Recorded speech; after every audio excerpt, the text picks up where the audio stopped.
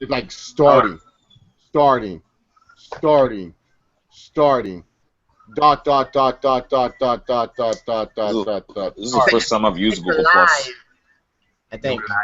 Oh, we're live? Oh, now we're live. Hangout is now live. That's what I'm being told. What is up, guys? SummerSlam 2016 preview and predictions, as well as a Brucey bonus NXT Brooklyn preview and predictions, and also a bonus review in the middle.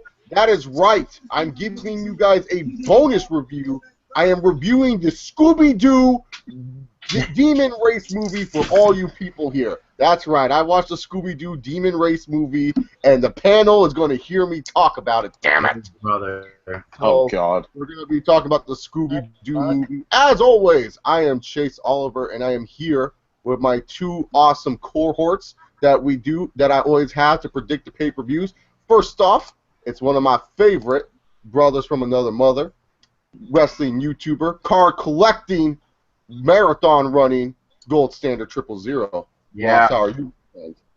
Yeah, running Ross here, or gold standard 000, 000. Ain't no stopping him now. I'm still mad that Shelton Benjamin isn't coming back. Like, what the fuck? Come on, I man. guess there's one thing that could stop him.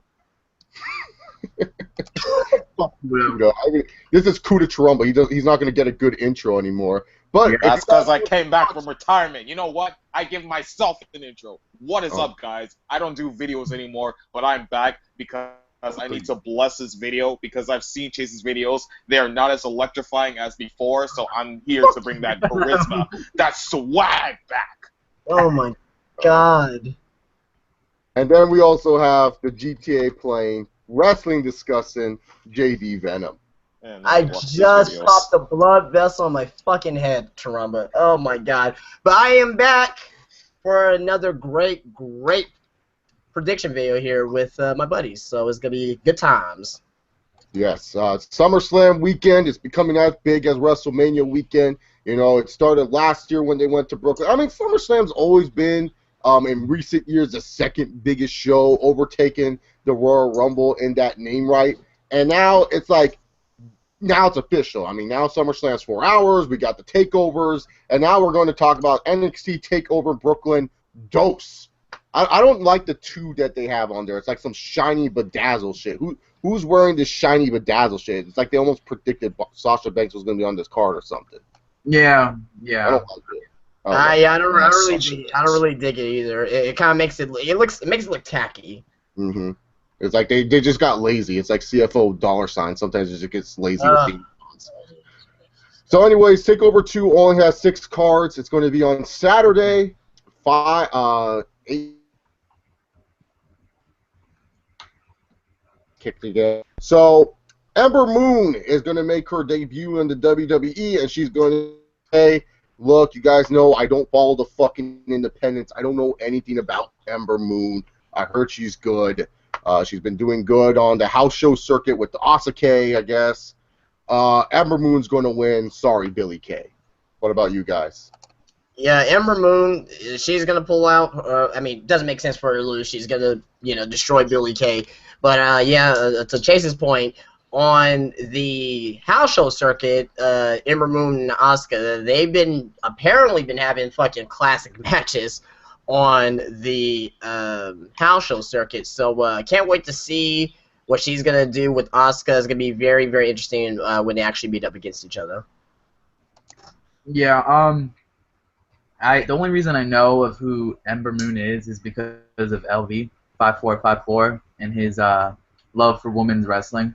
So that's the only reason I've heard. What? LV's still around? Mostly on Twitter. I don't think he really makes videos anymore. Golly, man. Yeah, but so I haven't really seen many of her matches or anything, but like, it's another body to the female division, and she's not bad or anything, So I don't have any issue with her, and the gimmick looks cool. It sets her apart. She's not just some generic female. She's got some character to her. Put some eyeballs on her, that kind of thing. But she's gonna win the match. Like, it's quite obvious. And I like Billie Kay. Hope she gets a chance to do well in NXT. I think she's got a cool theme too. Have you heard Billie Kay's new theme? No, I haven't yet. Music. It's pretty good. Check it out afterwards. Kuda, you know nothing about this match, so we're skipping over you because you know nothing about these two women. That is a smart thing to do. No Way Jose versus Austin Aries. So No Way Jose is just trying to have fun. Of course, Austin Aries doesn't like people having fun, so Austin Aries beat up No Way Jose. No Way Jose is upset about this, and he's looking to bring the fun back in NXT. Simple, basic feud. Austin Aries is going to carry this fool to a good match, and Austin Aries is going to lose because Austin Aries is just there to put people over like he should. Look, in my world, Austin Aries would win. You know, that's in my world. But, you know, Austin Aries is there to help guys that really need the help, really need to get put over. No Way Jose is one of those characters that really need the help and really needs to get over. So Austin Aries is going to lose here, regretfully, but it's for a good cause. At least he's being a nice guy about it. So No Way Jose for the win. Justin, do you agree with my assessment, or is Austin Aries going to end the fun in NXT? I disagree with you on the actual outcome. I am going to go with Austin Aries just because of the fact that he recently turned full-fledged heel. No Way Jose, even though he's a new guy in NXT, he is still so over with the fans to the point that if he loses, it's not really going to hurt him. No Way Jose, I don't actually think he's not really supposed to be a guy that's supposed to be going for the NXT title. He's not one of those guys that's going to be top on the roster. So he's more of a comedy relief type of character in NXT, which I'm totally cool with. I like No Way Jose. But the point is that if he loses, it's not really going to hurt him. You know, wins and losses is not really too prevalent for characters like No Way Jose. So if Austin Aries loses, then it's going to be kind of hard to build him back up because I think from the point that, you know, you got Joe, you got Nakamura, Austin Aries is in that little, you know, right underneath that, in my opinion, on the roster. Him and Bobby Roode, of course, even though Bobby Roode hasn't really debuted yet.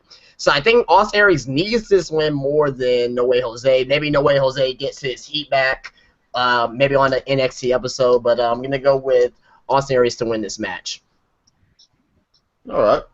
Ross, what about you? Do you think Austin Aries is going to pull off, or do you agree with me that No Way Jose is going to get put over? This one, I could see it going either way. I don't think it's that close, though. But I just think, I don't know, for some reason, when I think about this match, I could possibly see, like, a disqualification or something like that to where No Way Jose wins, but Austin Aries, like, beats the shit out of him to make a big statement. I wouldn't mind that, but I'm just going to go ahead and pick Aries to straight up win the match. But I think you could make that work, if you really want to make an impact for Austin Aries' heel turn. I know they already did the attack, angle already, but if you want to, do it on a bigger scale, you could do it again here. You know?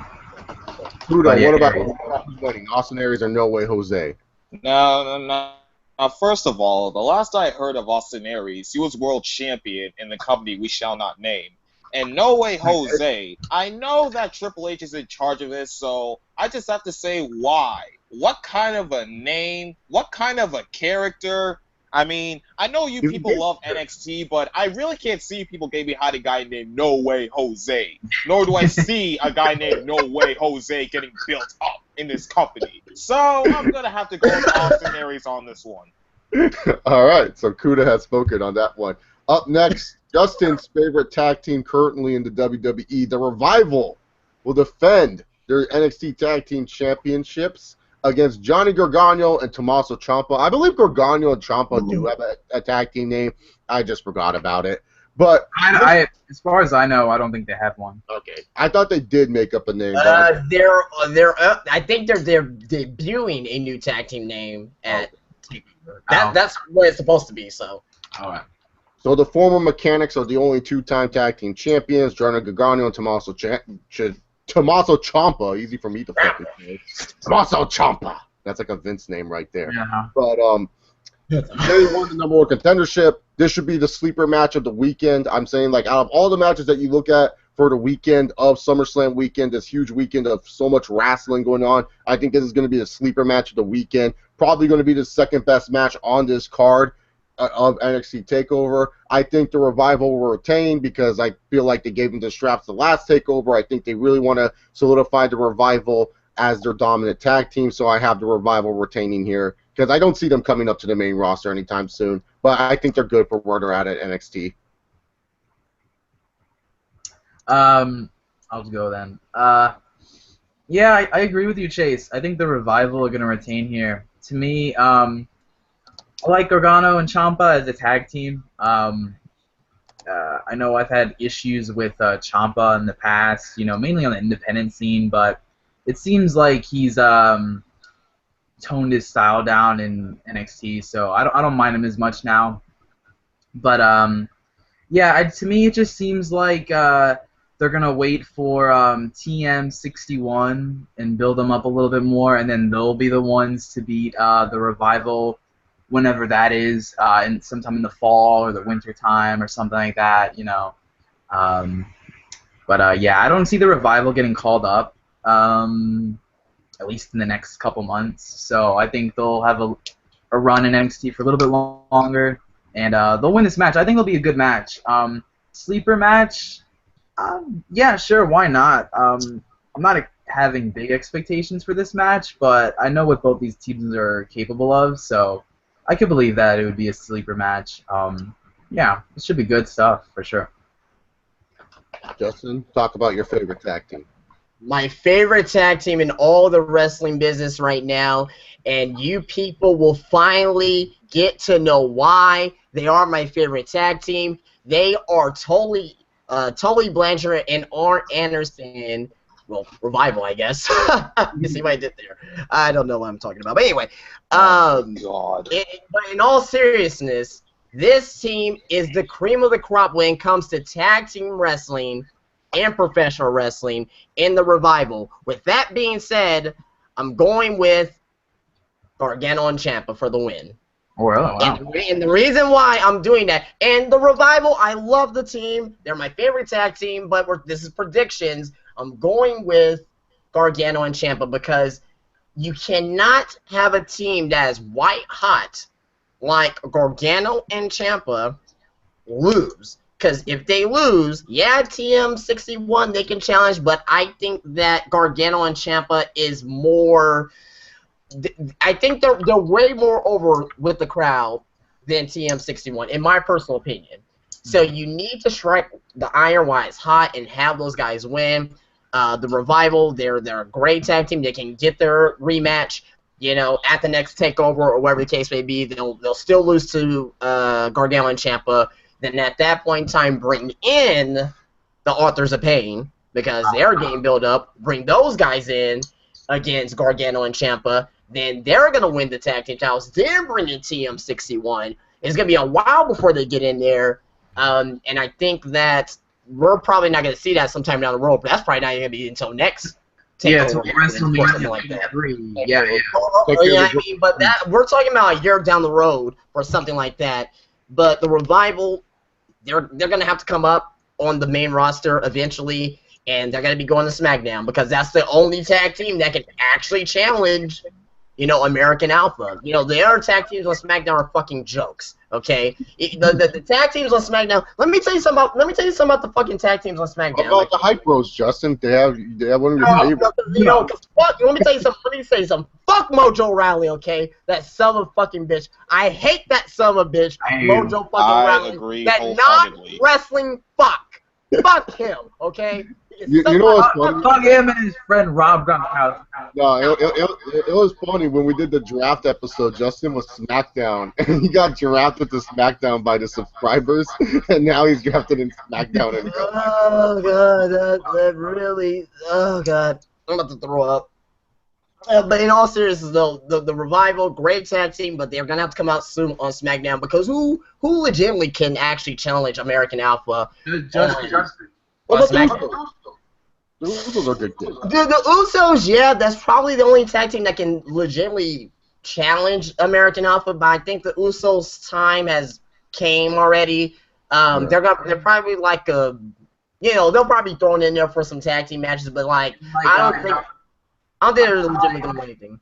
I don't mind Febreze, but they still need a little bit more, you know, credibility. You know what I mean?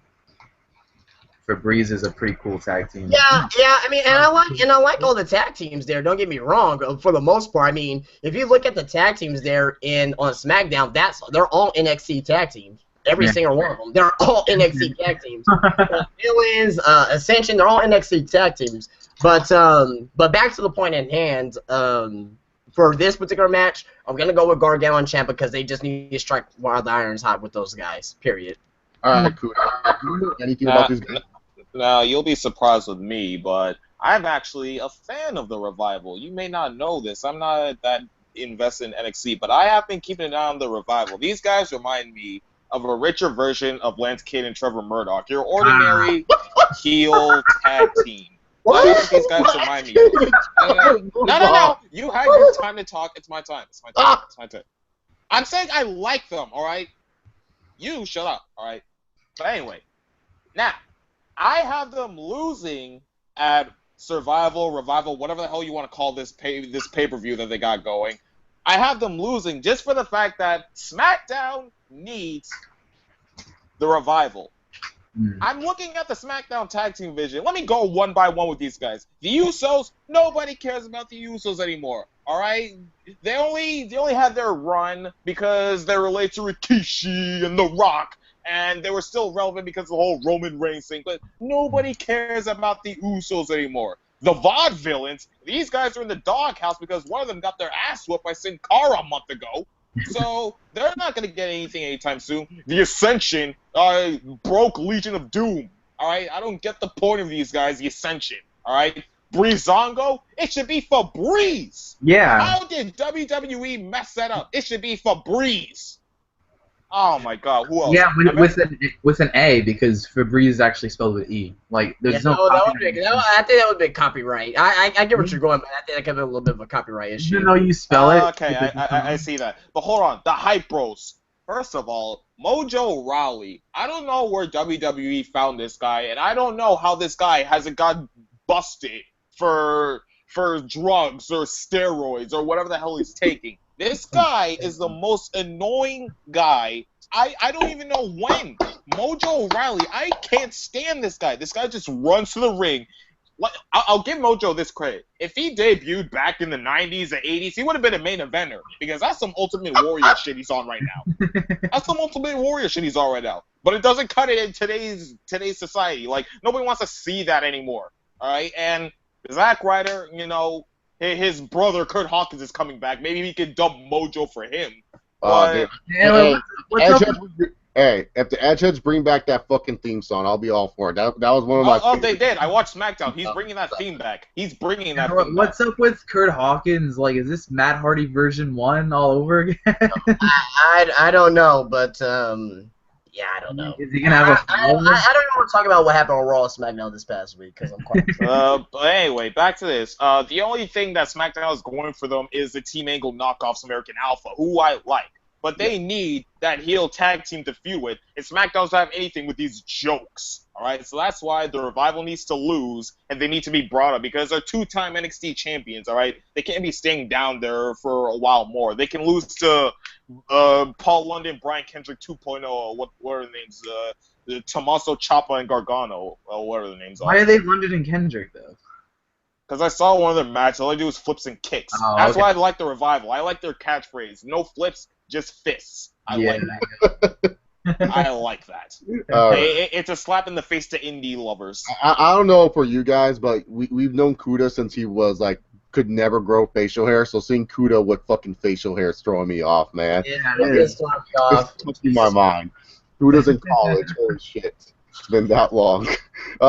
So the next match we're talking about, I always fuck up this guy's name. I'm learning it. I used to call him Jose Cien Lopez. Oh my God! I saw this guy wrestle. I thought this guy was the Mexican version of the Dicks.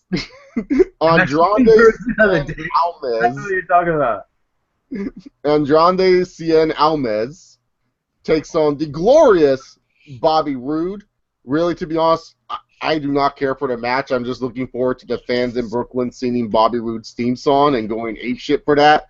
But I will say this, that Bobby Roode and this man, Almas, CN, I'm just going to call him CN because I can't fucking remember his name to save my life. Even though nobody's going to remember his name after he loses. Yeah, exactly. CN and Roode, I think, are going to put on a solid match. I think Bobby Roode always works good with competitors who like to wrestle on the ground more than competitors who like to fly around. I mean, don't get me wrong, CN, he is no more for a high flyer, but he's more of a technical luchador than anything else. He works better as a technical guy. I think this would be a nice little matchup, but I think the glorious one, Bobby Roode, will go on and beat CN Almas at TakeOver Brooklyn 2. I can't say his fucking name. I'm just being dead honest here. Like, just saying that name just makes me want to cringe. Like, I just want to call him CN Lopez. It makes more sense to me. I don't know why. But, yeah, Bobby Roode for the win. Glad to see one of my favorites finally in WWE. Going to be on the grand stage. Good luck to you, Bobby Roode. Anyways, Justin, your thoughts? Yeah, I'll keep it short. Bobby Roode's gonna win. He's gonna beat CN Almas, but I think the match is gonna be better than what we think it's gonna be. It's not gonna be fucking fantastic like 5-star classic, but I think the match is gonna be pretty decent in the ring. But Bobby Roode wins. Can't wait to sing his theme song, and everyone gets boners off of that. So there you go. I know you will. Yep, big one. Big. Yeah, I think the match will be all right. Like, I don't think it'll be a total squash or anything, but I think it'll be kind of like, I think Almas will get a significant amount of offense, but at the end of the day, Roode will just be Roode. Like, it pays to be Roode. Hey, copyright.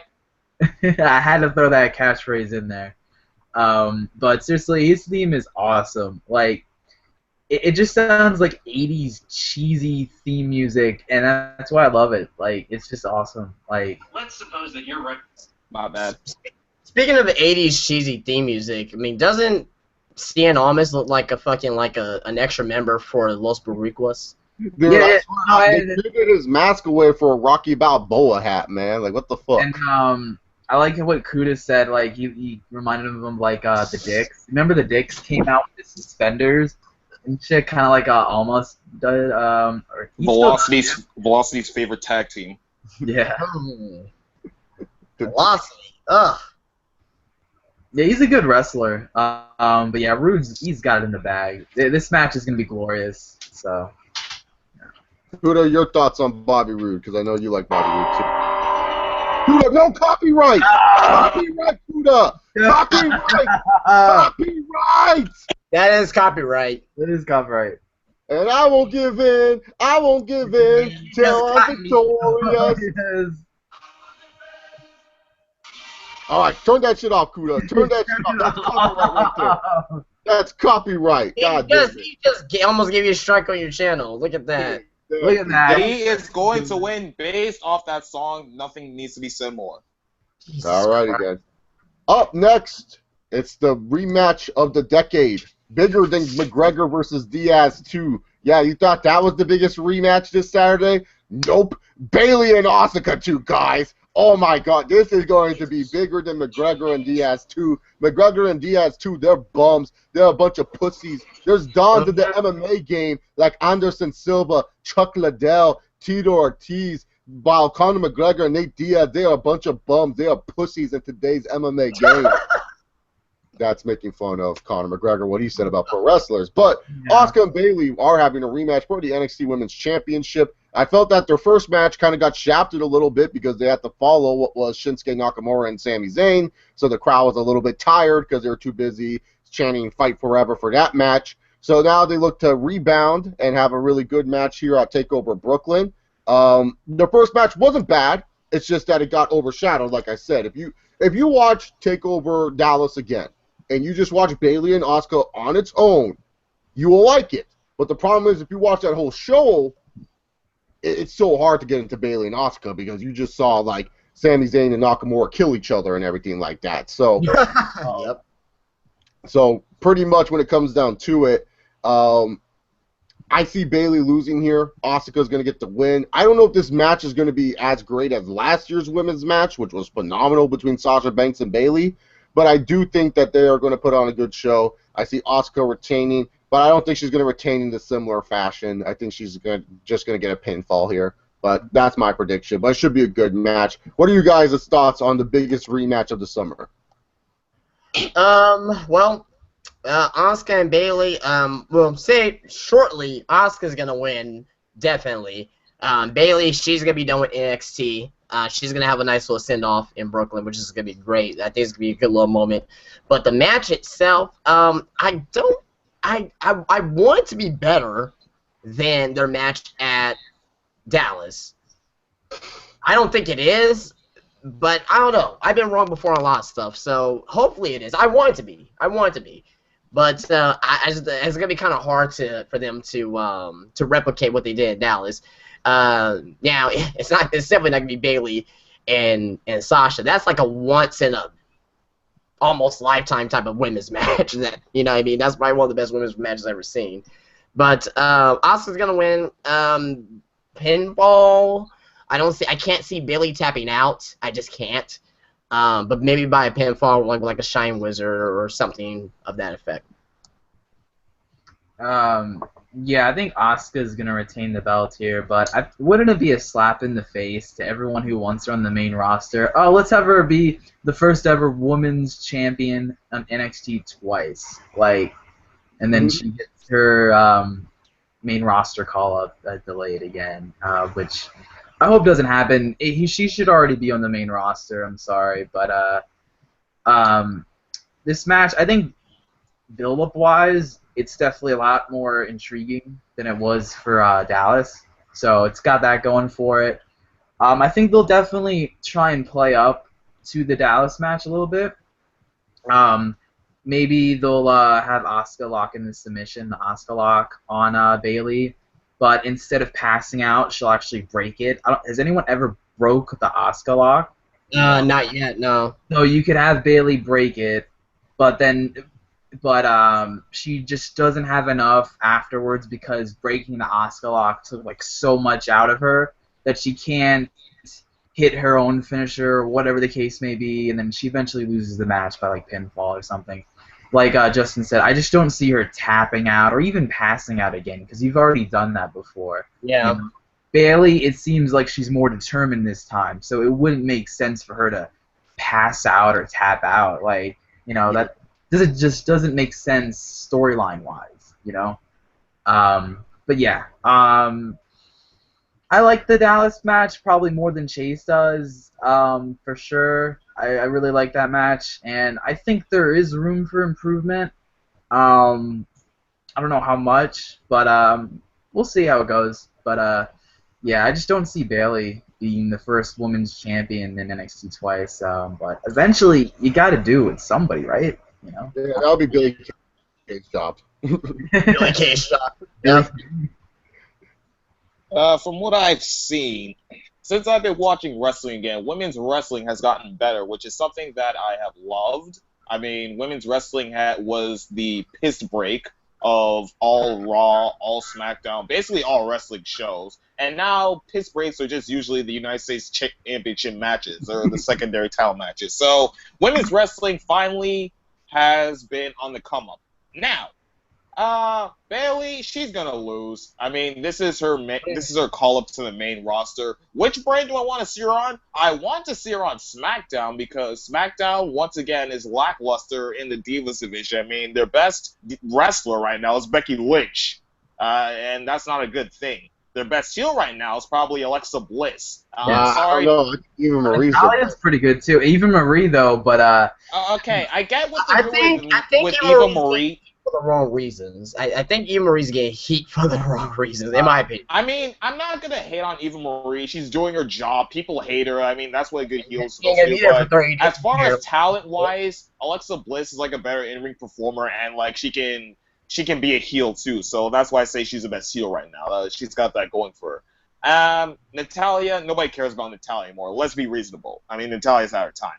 Now, I want Bayley on SmackDown, but I know how these guys think. They're going to put on Raw. They want to cash in on this Sasha versus Bayley rematch at WrestleMania. So, basically, we're not going to see that. But, you know, keep your fingers crossed. There's hope that Bayley can get on SmackDown. One theory I've had: Bayley win at Takeover. She win at Takeover, and then she, becomes women's champion at SmackDown. They introduce her, and then they just do some tournament for a new NXT Women's Champion. But that seems too elaborate, so I'm just gonna stick with Asuka. They are retaining. having the Women's Global Tournament after the Cruiserweight Classic. Oh, they are? Really? Yeah. That's the rumor. I mean, I didn't know when WB started getting indie with all this, but It's gonna be hard to Cruiserweight Classic. It's gonna be hard. But you know it's going to be hard to top the main event of NXT TakeOver Brooklyn. I am telling you guys right now, if this match fucking sucks, I am not watching, I am not reviewing, I am not predicting the next TakeOver. I was going to say I was going to stop watching wrestling, but I won't be able to do that. Yeah. But I will not watch the next NXT if this fucking match sucks. You guys can take your Finn Balor and Seth Rollins and shove it up your ass. You can shove John Cena and AJ Styles down your throat all you want. The match of the fucking weekend is going to be Samoa Joe and Shinsuke Nakamura. Oh, God, these guys are going to kill each other. They're going to be fucking stiff. They're going to kick each other. Oh, it's going to be great. I'm going to love this shit. I'm going to actually feel like I'm watching a fight and not a fucking wrestling match. Kicks can be cool when they're effective, not when everyone's doing stupid super kicks, fucking young bucks. DX, suck it. This is the match of the weekend. If this match sucks, I'm going to be so pissed off. The only thing I'm looking forward to this much on the TakeOver Brooklyn 2 card, I'm loving it. Who wins? Me. I win. I don't care.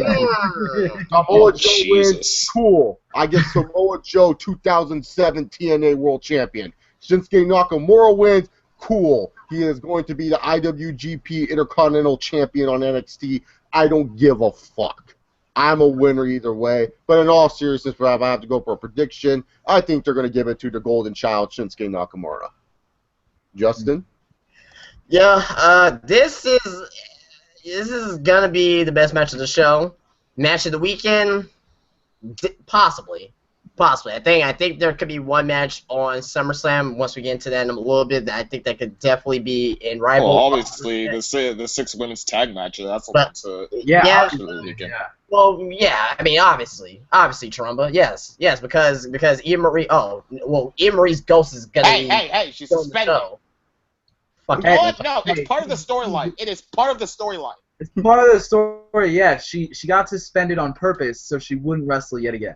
Yeah, that would actually be pretty fucking funny though. Actually, if she got suspended on purpose because she's so scared to wrestle, like, dude, let me smoke some weed. Quick, babe, slip these pills in my drink.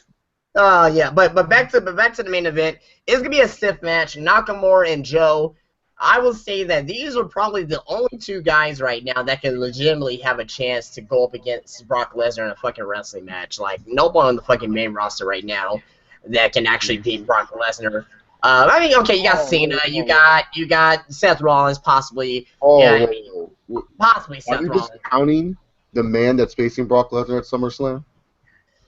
It only takes one RKO to go to we'll get to that. We will get to that once we get to that match. But for this match overall, I'm going to go with Shinsuke Nakamura. You got, again, just like with Gargano and Champa, you got to strike while the iron is hot with Shinsuke Nakamura. You got to have him win. It does not hurt Joe whatsoever if he loses. If he loses, okay, he loses. It doesn't hurt Joe whatsoever. He's one of those characters that if he loses, I'll put it to you this way, Joe may even be more over, possibly by the way he loses, because this match is going to be a stiff match. You're going to hear a lot of stiff shots in this match, and it's going to be fucking amazing. But Shinsuke Nakamura, he has to win. He needs to win. He is the most over wrestler in possibly WWE right now at this moment. In my personal opinion, he's possibly the most over, and he has charisma oozing through the fucking TV set anytime we watch him. You gotta strike even though he can't speak a lick of English. Nakamura will win this match with the Kinshasa!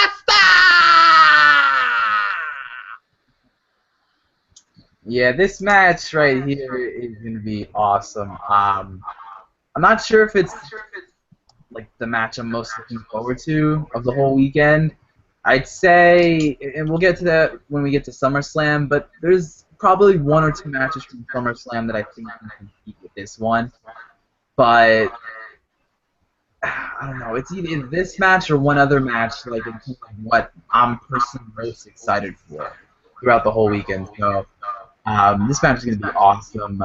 I don't think I can put it into words really other than that. I've been going back and forth. I can see the case for why Nakamura should win. You know, strike while the iron's hot. You know, he should be called up to the main roster. You know, by Rumble or something. You know, you don't want to keep him down there too long. So, you know, I get that. But I don't know. I just got a feeling Samoa Joe's gonna retain the belt here, and they'll postpone the Nakamura title win for whatever the next special will be. Because I can see them having two matches. I just think Joe's going to retain and just be that dominant heel champion. So, yeah, that's my pick. But I wouldn't be mad if Nakamura won. That's just my gut feeling that Joe retains. For me, from what I've seen from Nakamura, I have to give him all the credit. I mean, I've never seen anyone that over who can't speak a lick of English. You know, this guy, he's great in the ring. His kicks are out of this world. And if he's like Justin said, the wave that he's riding right now, they have to give him the title. If Joe loses, it doesn't hurt him at all. It could just turn into more of a sadistic heel that really fits his character. And Nakamura, you know, he's the most over person in NXT right now, I have to say, with everybody going up. I mean, they got to ride the wave of Nakamura, give him that title, and give him a good reign. And hopefully this leads up to him being called up to WWE and give him that character that, you know, we haven't seen in a while. So, Nakamura, this is his time to win the title at NXT TakeOver. All righty then. So, Rated R Superstar said JD Venom sent me here and said I'm doing something for SummerSlam. Yes, I'm doing the SummerSlam preview and prediction. Oh yeah. When I was live streaming earlier on my channel GTA, cheap plug there. But shut up, Charumba. Nobody asked time. So he asked me. He asked me what I was doing after this, and I was like, yeah, I'm doing another live stream, but talking about wrestling. So yeah, send him over. Yeah, so if you guys are wondering, yes, I see your comments. I'm not reading them right now because obviously we got a lot to cover here, people. So I can't go through every comment, and unless you guys they've been on here for almost an hour, so. Yeah, I know. Like, unless you guys are giving out predictions, then I'm not going to really go read the comments all that much. Like, I'm just going to go straight into the whole match and talk about it and everything like that. But it's time for the Brucey bonus of this episode. Time to review the WWE Scooby-Doo movie, Curse of the Speed Demon.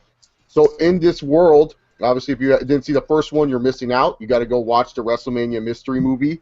Yeah. But in this world, there's a WWE city, and WWE decided to have a monster truck race. I'm not even kidding here. Some hilarity ensues. Every time when a wrestler is shown, they play their theme music, and it's like the best for like Triple H because his car is like burying all the other fucking cars. So it's amazing. That's literally how it goes. Like, time to play the game as he's like running over all these cars and shit like that. It's amazing. Jesus Christ. But so pretty much Scooby and the gang are watching the races. Shaggy and Scooby are watching the Undertaker and Dusty Rhodes race. And all of a sudden the Speed Demon comes out and destroys the car and hurts Dusty Rhodes' back. Now, this leads to people wondering, who is the Speed Demon? What does the Speed Demon want? So, at first, you know, Scooby and the gang think it's Earl, the guy who makes the cars, because he knows so much about the cars, he makes them. Then later on, the plot thickens, as Vince McMahon is very concerned about Stephanie and Triple H racing in this race. Mostly Stephanie McMahon, mostly Stephanie. So, the Scooby and the gang figure it's Vince McMahon. As the story goes on, Scooby and Shaggy are teaming up with the Undertaker in the race. Undertaker wants to win this race, and I'm being dead serious here. This is the reason why Undertaker wants to win. Dusty Rhodes wants to win the grand prize so he can live the American dream and own a farm. While Undertaker wants the grand prize money so he can open his ventriloquist puppet show.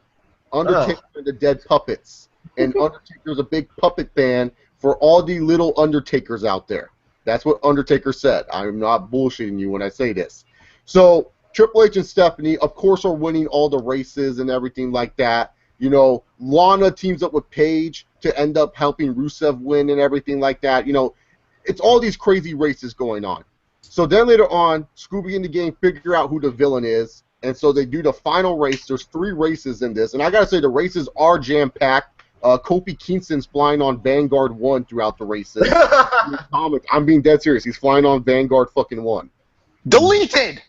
Yeah, so pretty much the final race happened. The Mystery Machine beats out the Demon car, and then Undertaker comes out, last rides the Demon onto concrete, and then pile drives him on concrete, and then it's revealed that it's Triple H who is the Speed Demon. Oh my God! And Stephanie McMahon were the Speed Demon, and the reason being is Stephanie wanted to show her dad that she could win, and she made the race. And Vince was proud of her, and so, but Vince still sent her to jail, and Scooby-Doo and the gang. So Triple H and Stephanie go to jail in this universe because they cheated in a race. And it turns out why Vince McMahon was missing for all the races was because he was practicing to sing the national anthem, which you get at the end. Vince sings the national anthem at the end. What? Only can you see by the dancer.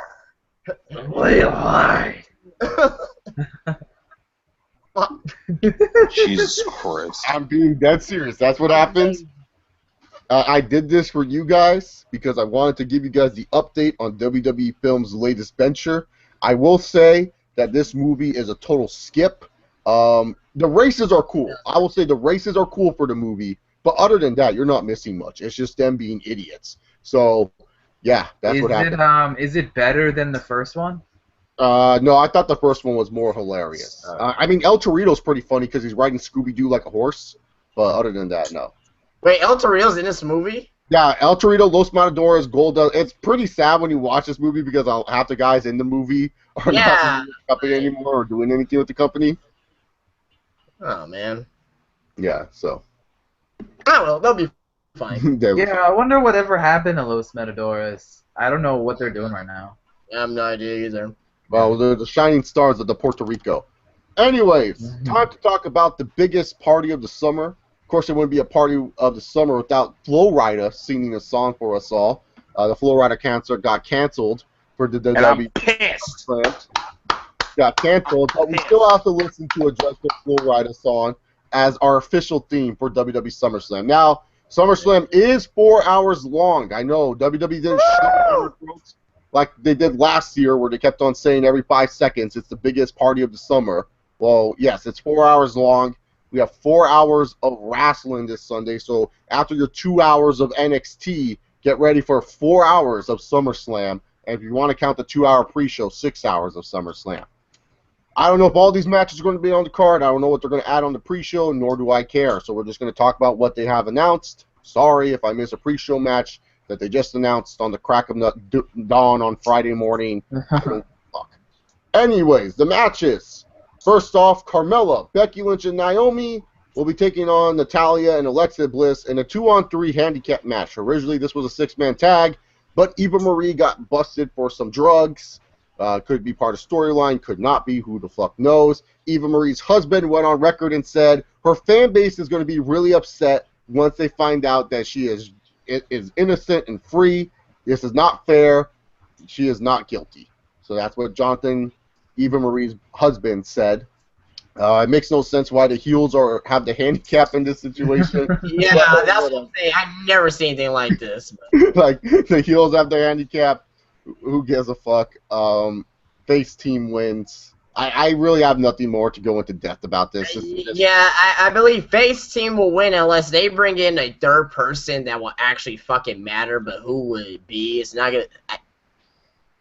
I don't even fucking know who it will be. They're not gonna do Nia Jax. This is a SmackDown match, so this match is fucked. Get on the pre-show. Please get this on the pre-show, because if I really think it was going to be on the main card to begin with. This is pre-show since it's been announced. No, but I swear to God, if this match follows, like, let's say Finn Balor and Seth Rollins is like the is like the third to last match, and this is like the filler match between the main event, I'm gonna be so fucking pissed off if this happened.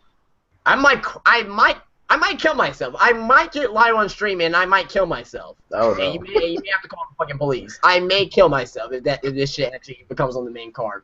No, there's no way. But the faces should win. Yeah, I think the faces should win too, unless they bring in like somebody off the blue, like they bring back like a Victoria or something like that as a heel or something like that, or Melina or Mickey James or something like that as a heel to be with the heels. Other than that, the faces should win. So. I'm telling you, this is all part of the storyline, all right? WWE announces, and then by Sunday morning, Eva Marie will be cleared. She'll be seen as not guilty, which will buy her ticket back into the match. This is all part of the storyline. Doesn't mean that the heels will win, but Eva Marie will be at SummerSlam this Sunday. Guarantee it. My head hurts. Alrighty then. You know what's going to make my head hurt? This fucking next feud. Cesaro and Sheamus, a match one of the best of 7 series. Yes! This is the best thing WWE has done. Best of 7 series with no title. Woo! Yeah. No implications. You made famous by Straight Shooter. You guys know what I think about this match. I have a gif of the uppercuts and the base of the Bowery on my chest. Just look at that gif. That's going to be all 4, 5, 6, or 7. I hope this doesn't go to 7. I'm taking a shit during this match. I do not give a fuck. You're not going to see this in my review. Sorry if that hurts people's feelings, but I'm telling you guys the truth. I have no time to review this shit. This is shit that makes my head hurt. This is shit that I don't want to talk about. Next match for me, I'm not talking about it. I don't care who wins. See, this is what I'm talking about when women's wrestling is on the come-up. This is now the piss break during pay-per-views. Everyone's going to watch Sasha Banks versus Charlotte. Nobody's going to watch this match. Nobody cares what happens in this match. Nobody cares. I do. We all know you care, but nobody else cares. I like Cesaro, but this is a doghouse for him. Nobody cares about this feud.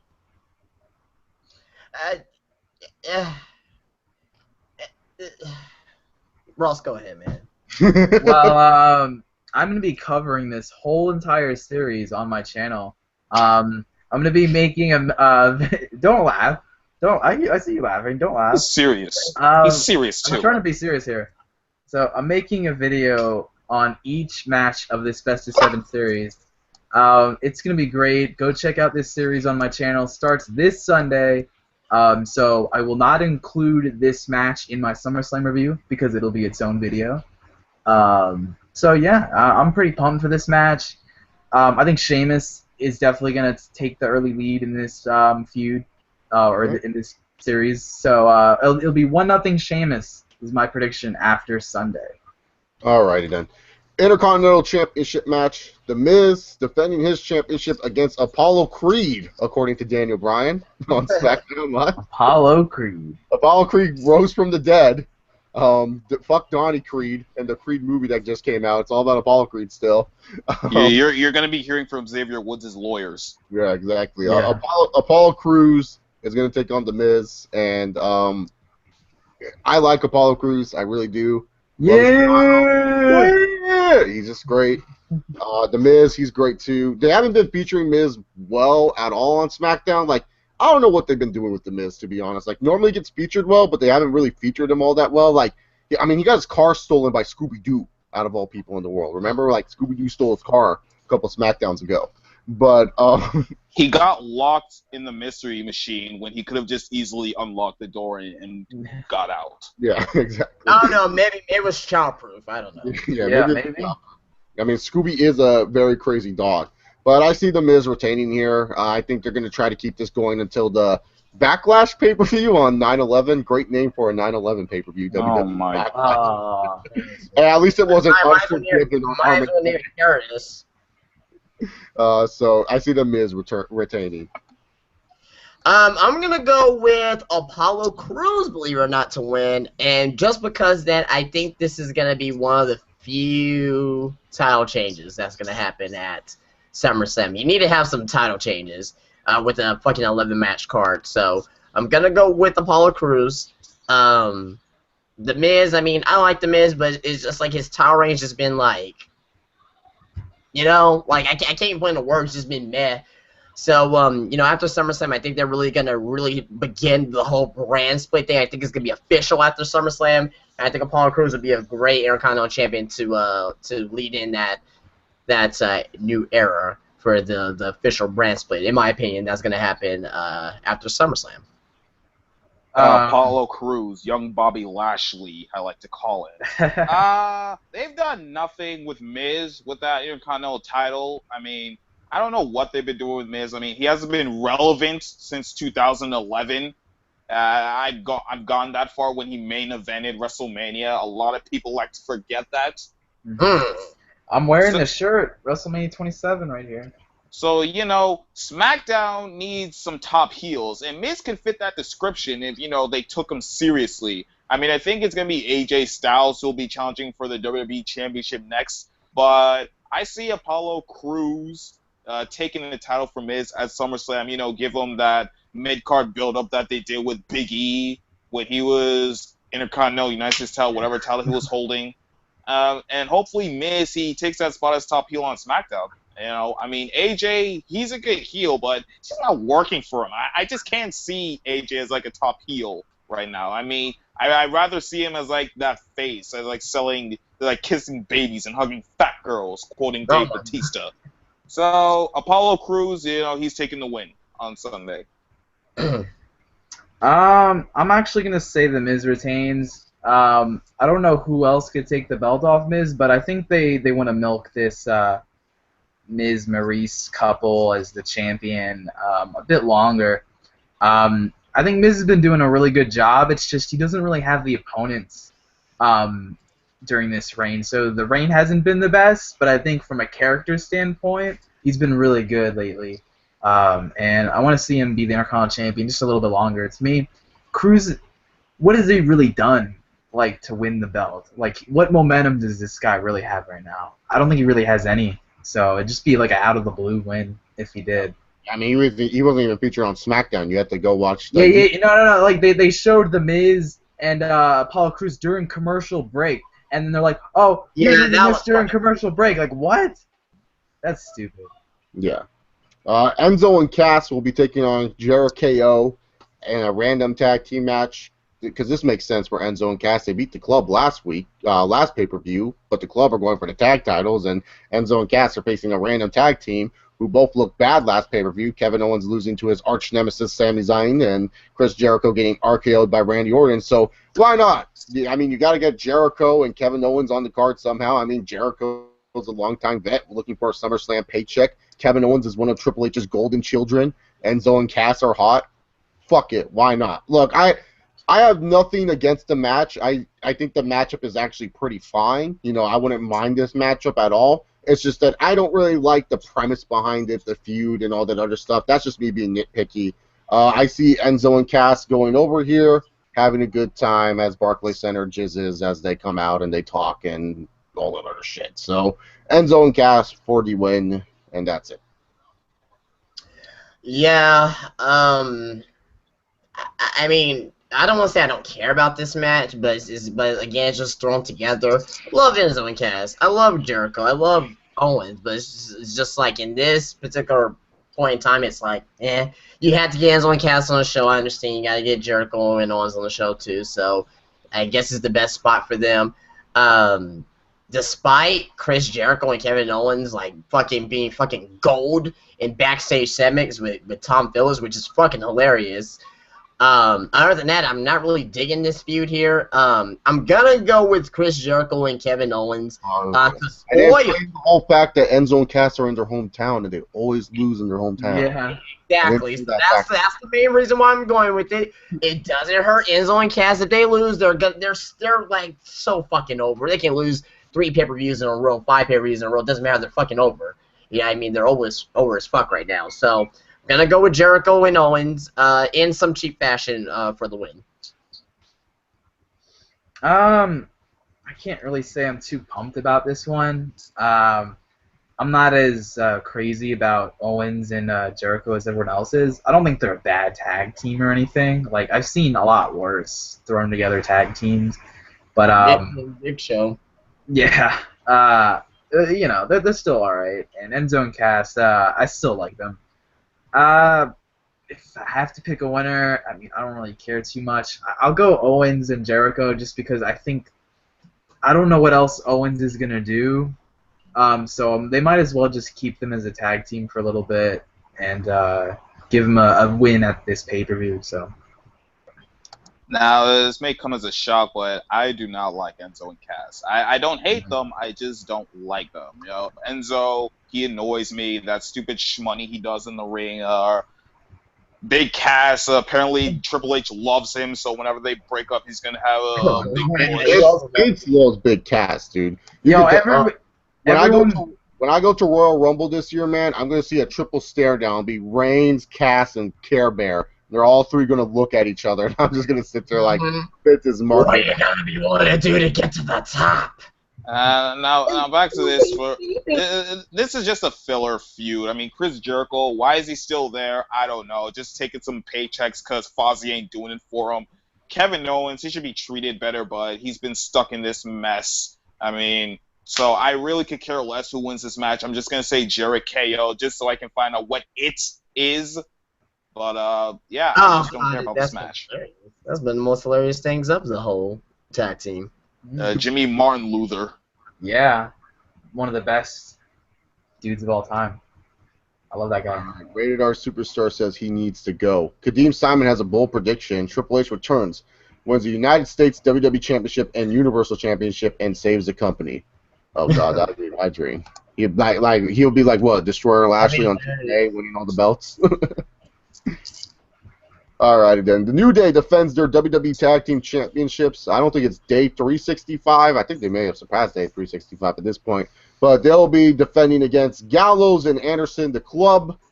Well, I think this is the perfect time to kind of take the titles off the New Day. I mean, their big force, Big E, is injured. You know, it'll give them a good reason. It doesn't hurt the New Day. Mm-hmm. I do feel like the Club need a rub in this situation, because even though, yes, the Club haven't been treated correctly in the WWE, at least in my personal opinion, I don't like the Club doing goofy comedy angles. Like, fuck you, Luke Gallows, I know that's your idea, you piece of shit. Take your job seriously for once, stop being a fucking goofball. I'm sorry, Luke Gallows just pisses me off, and I'm a big Carl Anderson fan. I really like him. So I want him to do well in the WWE, not do bad. So, yeah, when it comes down to it, I say that the Club wins this match. They become tag team champions. I don't know if this is going to lead to anything later on in the night with either AJ or Balor. Will the Balor Club form? I'm not here to predict all that mess. I feel like that's something that you can do further down the line instead of trying to blow your load here at SummerSlam, because all you're going to do is just, if you do that at SummerSlam, you're going to trick the fans into thinking you're going to do something great when ultimately it's going to fail. Really, to be honest, I feel like big reveals like that work better on weekly shows than on pay-per-views in today's wrestling. Back in the day, they could do those big reveals on the pay-per-views because they worked great. You know, they knew what they were doing. They've used to plan in advance with like what they would do with the NWO or the Austin heel turn of WrestleMania 17. Like Seth Rollins turning on the Shield. That happened on Monday Night Raw. Yeah. CM Punk's pipe bomb, Monday Night Raw. Yeah. Nexus's debut, Monday Night Raw. I feel like those type of angles where you're like forming the Club or everything like that, the Balor Club, whatever you want to call them, Club, you know, those work better on Raw than they would on the pay-per-view, because in the pay-per-view, people are just going to talk about it in the heat of the moment, the spur of the moment. They're going to think something awesome's going to come of it, and then you have no long-term plans. You have no long-term booking like you did back in the day, so it's just going to go tumbleweed down, and it's not going to turn out good. But I do think the Club will win just to give them some momentum, which they desperately need, because they haven't been looking so hot as of late. So I think the Club wins. It's fine if the New Day loses because they don't have their big bad muscle in Big E. So yeah, that's my prediction there. Club wins, becomes the tag team champions. Yeah, Club wins. They desperately need to win. They are going to win. New Day, tag team champions for a year. That's great enough. I mean, like, you can't really ask for any more. Think about the year that the New Day has had. remember they could have been tag team champions for over a year already. They didn't give the titles to who was it, to the primetime players, for like a month or so. They gave the titles to primetime players, which I thought was stupid anyway. They shouldn't even give titles to You do not talk about the primetime players like that. Ah, shut up, Rumba. You are blessed that they reunited on Thursday for 20 minutes. It hurts. Or Tuesday. Monday. It was Monday. It was on Raw. Whatever day that I watched. You're clearly an alcoholic. Millions of dollars. Millions of dollars. Anyway, the point at hand here is that New Day, if you think about the year that they had, like, they went from being a team that a lot of people at first who did not really like them or who didn't really get it, then slowly over time, you know, they appealed to more people. The WrestleMania entrance was fucking great. The merchandise flies off the shelf. They got the Bootio's real cereal now. They got everything. I don't know why they don't sell that in actual grocery stores. They're selling it. I don't know. I think they have to. I think they have to get through a company first, through like General Mills or somebody like that, and that's gonna take a while. It takes like a couple of years for something like that to happen. So they want it now. So there's a lot more complicated stuff with that. But the New Day has had a great year, and I think their year of greatness will come to an end. It's not going to end the team by any means, but I think their tag team reign will end at SummerSlam. A great year for the New Day. One of the most over tag teams in WWE history just in that 1 year. You can't really point to any team. Like, you got Edge and Christian, you got the Road Warriors, you got, Hardys. you got the Hardys. You know, the New Day is on an echelon now. Probably not as good as those teams, maybe, but at least you can say, like, okay, 2015, 2016, what was some great tag teams? The New Day is on top, no doubt. Also doing it with, like, such little supporting cast, too, because, when we talk about the Hardys, Edge and Christian, and Dudley Boys, they at least had each other to help each other out. Exactly. Like the New Day, they have anyone. Yeah, they didn't really have nobody to work with, which is unfortunate. But, and they proved themselves as a very credible tag team. But the New Day had a great run, but it is Gallows and Anderson's time. And if they lose, God help us all for the club. Because I won't say they're, like, done, but they're near done. They're, like, going to be on ascension level quickly if they don't win the tag team titles. I really think that Bubba Ray should just ditch Devon, grab Gallows, and Anderson, form the Aces and Eights. Let's get it, baby. Let's do it. Bam, bam, bam, bam, bam. Aces and Eights. Then AJ Styles can be part of the SmackDown division. Yeah, the SmackDown Aces and Eights, yeah. Oh, my God. Speaking of which, the club... Splitting them up was stupid in my eyes. I don't know why they split them up, because the whole purpose of bringing Gallows and Anderson over to WWE is like, hey, look, it's AJ's buddies from Japan, let's put them together again. 2 months later, let's just split them up again. So, yes, the club needs this win, because if they don't, then I don't see the purpose of them getting this wave that they've been getting. Hashtag worry about your own nuts. Yes, I've been reading your tweets, Biggie. The New Day, I'm just happy for these guys. Kofi Kingston, this guy got screwed. This guy got screwed by Viperville, so he's been just a mid-carder for all these years. And thank God that he found the New Day, or else this guy would just be a mid-carder for life. Thank God he found this. Same for Xavier Woods and Biggie. These guys had nothing going for them. Now they're pretty much the most over faction in WWE today. Now, losing the titles won't be bad for them. Hopefully, this will lead to some kind of a heel turn, because, in my opinion, heel New Day is the best New Day. That's when their promos were top-notch, when they were making fun of everyone.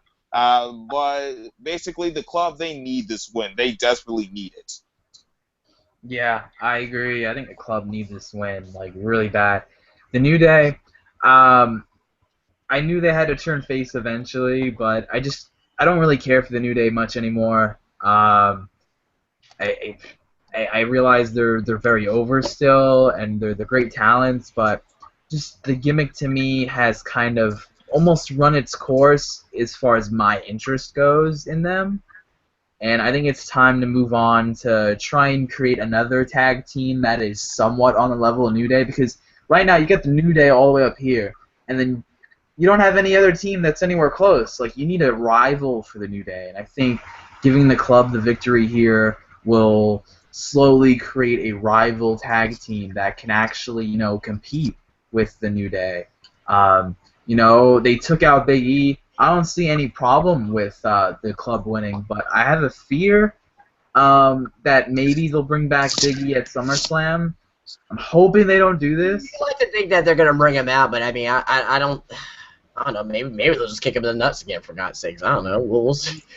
I'm praying they don't. Like, if I see Big E come out before the match ends, I'm gonna fear that the New Day is gonna retain. But my prediction is the club's gonna win the titles, and they should.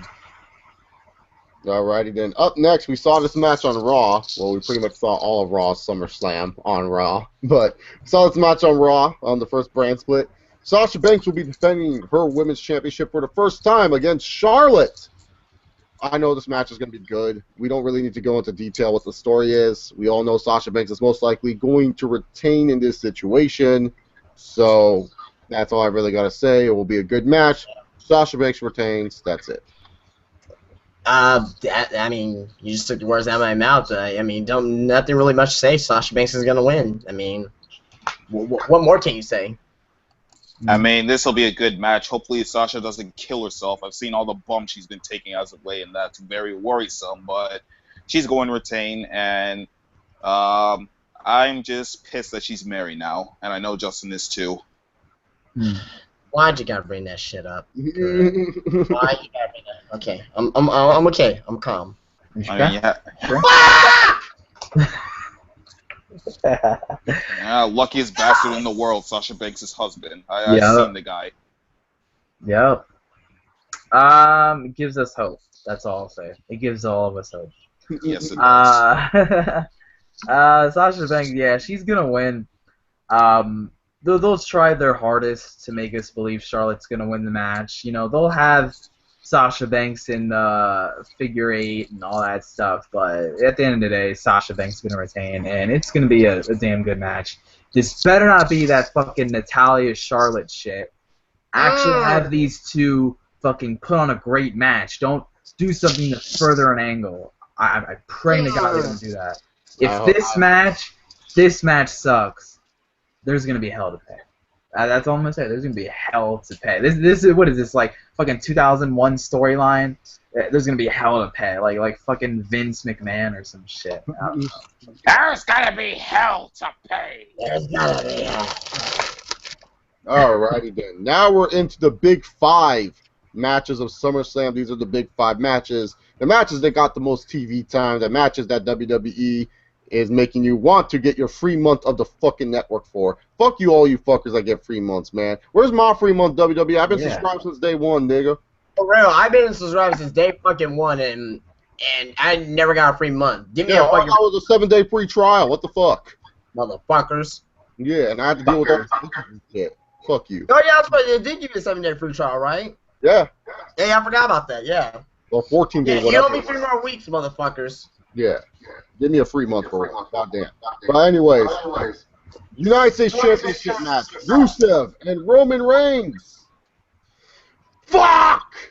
You, WWE, giving away this match for free on Raw, because why would you want to get Roman Reigns over in Brooklyn where you know he's going to get fucking booed out the building? The match that they had on Raw could have gotten Roman Reigns over in so many fucking ways. And if you deny me with that, you are stupid. You are so stupid. That match right there was so good. I was like, man, that's getting Roman Reigns. But Roman Reigns won, which means Rusev is going to win because they don't want Roman Reigns to get... of course, WWE doesn't want Roman Reigns to look too bad. They don't want you to make you feel like that they didn't build him up for nothing. It's okay for Roman Reigns to lose, people. That's the problem with WWE, is that they always do this 50-50 booking where no one gets extremely over. Because, like, Rusev beating Reigns is believable. A guy who has dominated the mid-card scene, dominated the United States title scene for so many years. This guy is believable in beating a guy like Roman Reigns. And instead, in giving us this moment at SummerSlam. It's like Rusev's going to win, but it's going to be a default. And we all know he's going to win. He's going to put into activate. Roman's not going to tap out. He's going to pass out, and then I'm going to have to hear Michael Cole with a fake concerned voice. Oh, my God, guys. Roman's not moving, guys. Oh, my God. Oh, my God. And Byron Saxton bringing nothing to the fucking table, and Corey Graves just pissing me off. Fuck this matchup. It should have been so much more, so much bigger than what it is.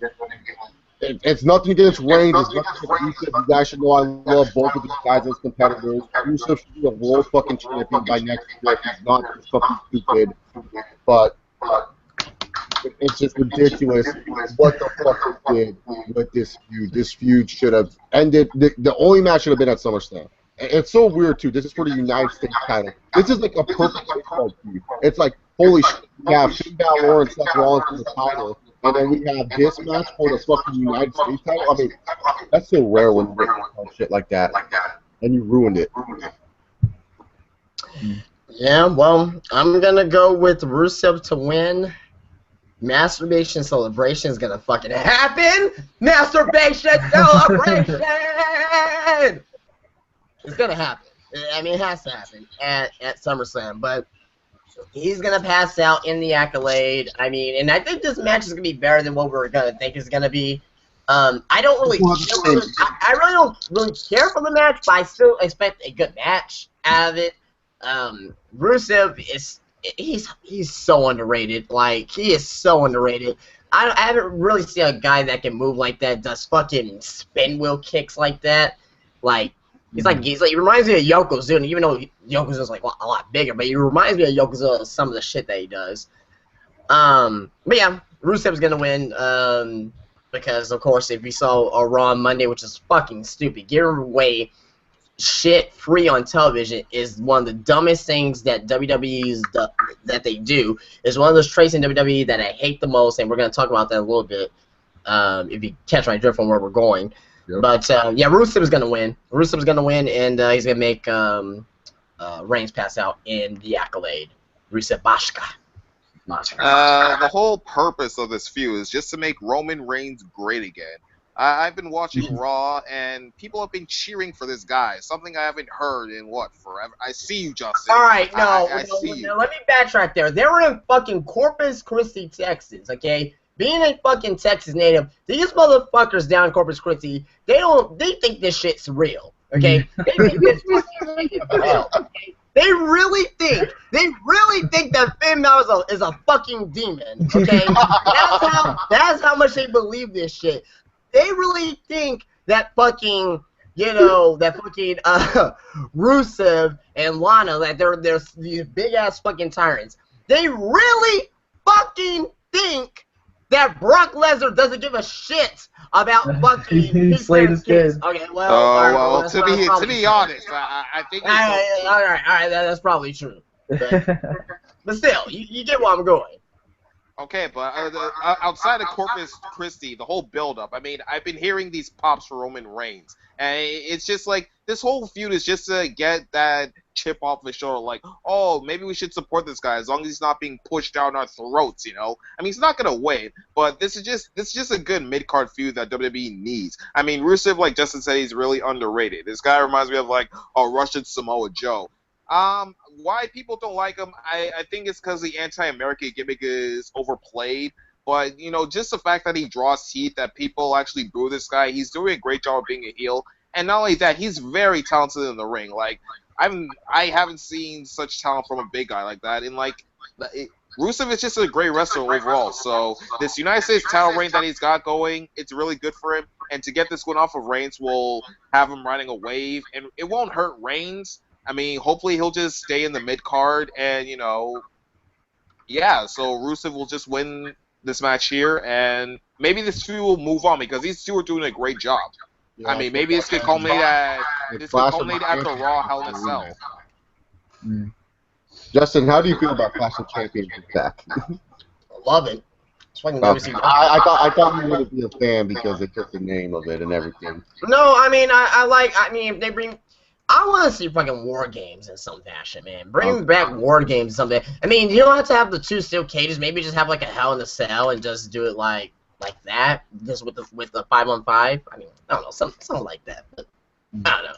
Anything to keep WCW alive is great. Just bring back Halloween Havoc, and bring back Halloween Havoc and bring back Uncensored and Uncensored, yeah. and Hog Wild. Yeah, just go to Sturgis. And, Yeah, just bring. yeah, just go to Sturgis and be outside. Bring back Starcade. Yeah, that'd be pretty cool. But you know, going into this match, I thought Reigns was gonna win, but since they gave it away on Raw, you know, with Reigns beating him, I don't think they would have Reigns win twice on Rusev. So that's why I'm thinking Rusev is gonna win, and I think it's gonna happen like you guys kind of said.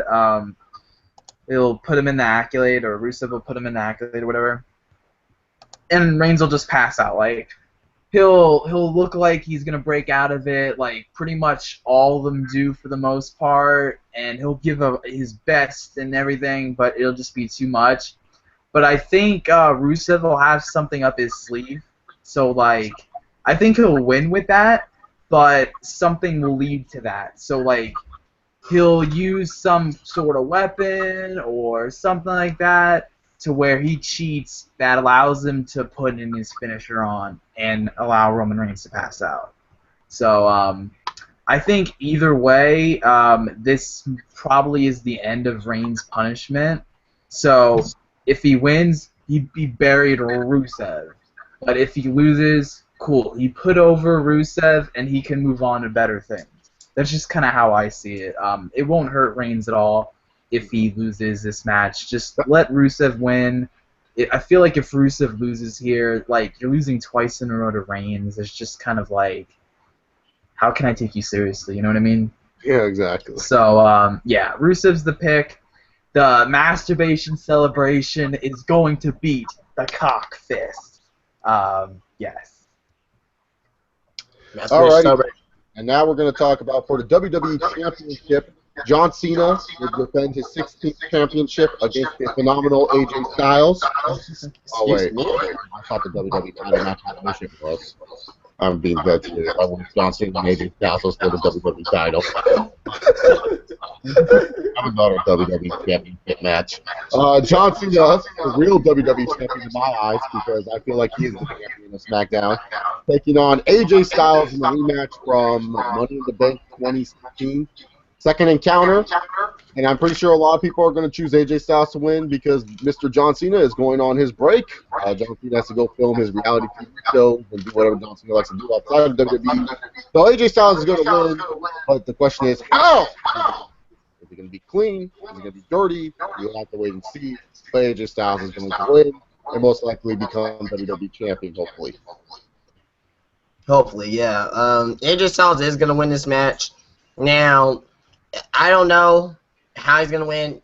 I would say it'll be semi-dirty on how he's going to win this match. But I want to talk about real quick something I heard on SmackDown about this match.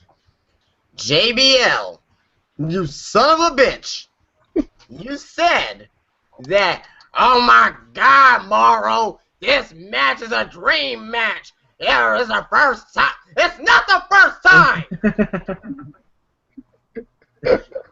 God, who is? AJ Styles gonna win. That's all I can say. And hopefully, this leads to AJ Styles taking the WWE Championship off of Dean Ambrose at Backlash. So AJ needs to win here so John Cena can film his shitty reality series. I've seen it. It sucks. Have you seen it? I've never seen it, no. Have you seen it, Justin? Have you seen it? It's bad. It's pretty bad. It's worse than Downfall with Chris Jericho. How did this get renewed for a second season? Because Fox is desperate. Yeah, Fox even though it's bad in the rating, it has John Cena, one of the biggest social media guys, and John Cena did good into social media numbers. Damn. Yeah, I think AJ's gonna win. It's just a matter of if it's clean or not. If Cena's nice enough, he'll let AJ win clean. But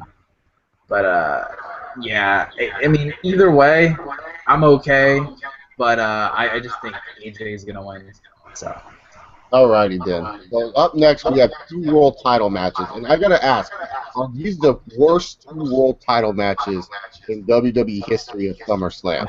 Because when we I do look not at count these No, as title no, matches. These do not count. There's been some The shitty ones. WWE. Let me tell you something. The but, WWE but Championship is okay, minus world title matches with only 1 championship belt. So King Mabel and Diesel is out of the picture.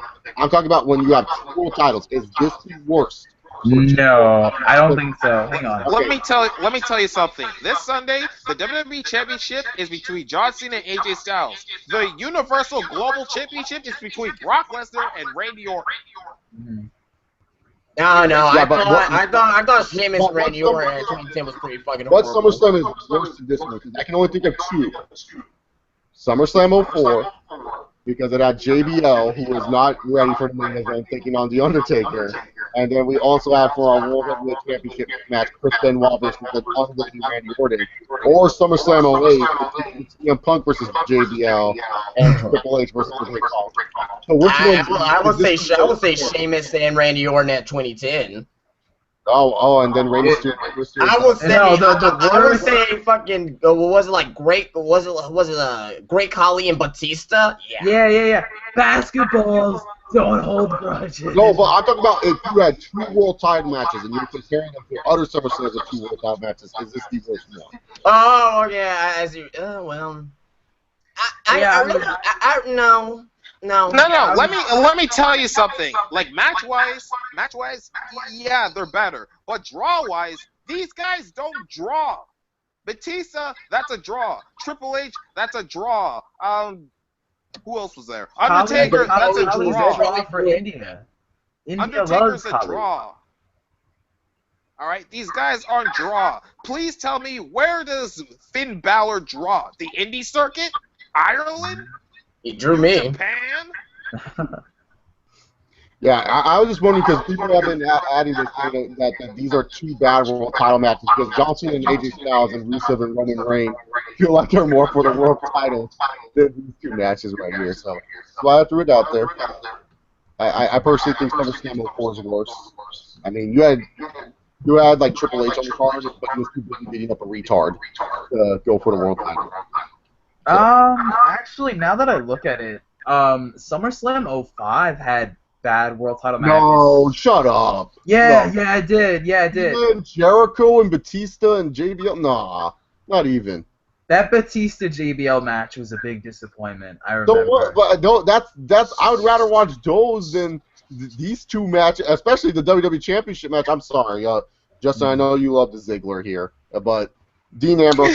Give it to him. Nobody gives a fuck about Ziggler no more. Dean Ambrose and Dolph Ziggler. Oh, God, this. Ziggler think he HBK. See, what I don't get about this match is who's the fucking heel. Yeah, that's what I'm confused about. You can't tell me Dolph Ziggler. I mean, I think that's the intriguement of the match because someone will end up being a full-fledged heel at the end. I think Ambrose should be the heel. In my personal. Well, you can't tell because both of these guys suck on the mic. Have you watched their promos? These guys are terrible. Dean Ambrose bores me. He puts me to sleep on the mic. People say, "Oh, this guy's the next Stone Cold." I don't see it. How do you see Stone Cold in this guy? Oh, he's a lunatic fringe. He only falls by his own rules. This guy's he's more like Brian Pillman than anything. Yeah, I'd probably say Brian Pillman, yeah. But I mean, 2010 is possibly the worst, in my opinion, with the 2 world title matches. 2010 is pretty bad. I mean, you had Rey Mysterio and Kane. I mean, I don't give a shit about Undertaker being a vegetarian, save for only Kane to fucking tombstone his ass. I don't give a shit about this last chance championship match where Randy Orton defeats Sheamus by fucking disqualification. Like, I don't care. I don't care about 2010, which is possibly one of the worst SummerSlams I've ever seen in my fucking life anyway. John Cena getting DDT on concrete. Yeah, that was a pretty bad. Let's not talk about SummerSlam 2010. That was 6 years ago, and I would like to forget about it.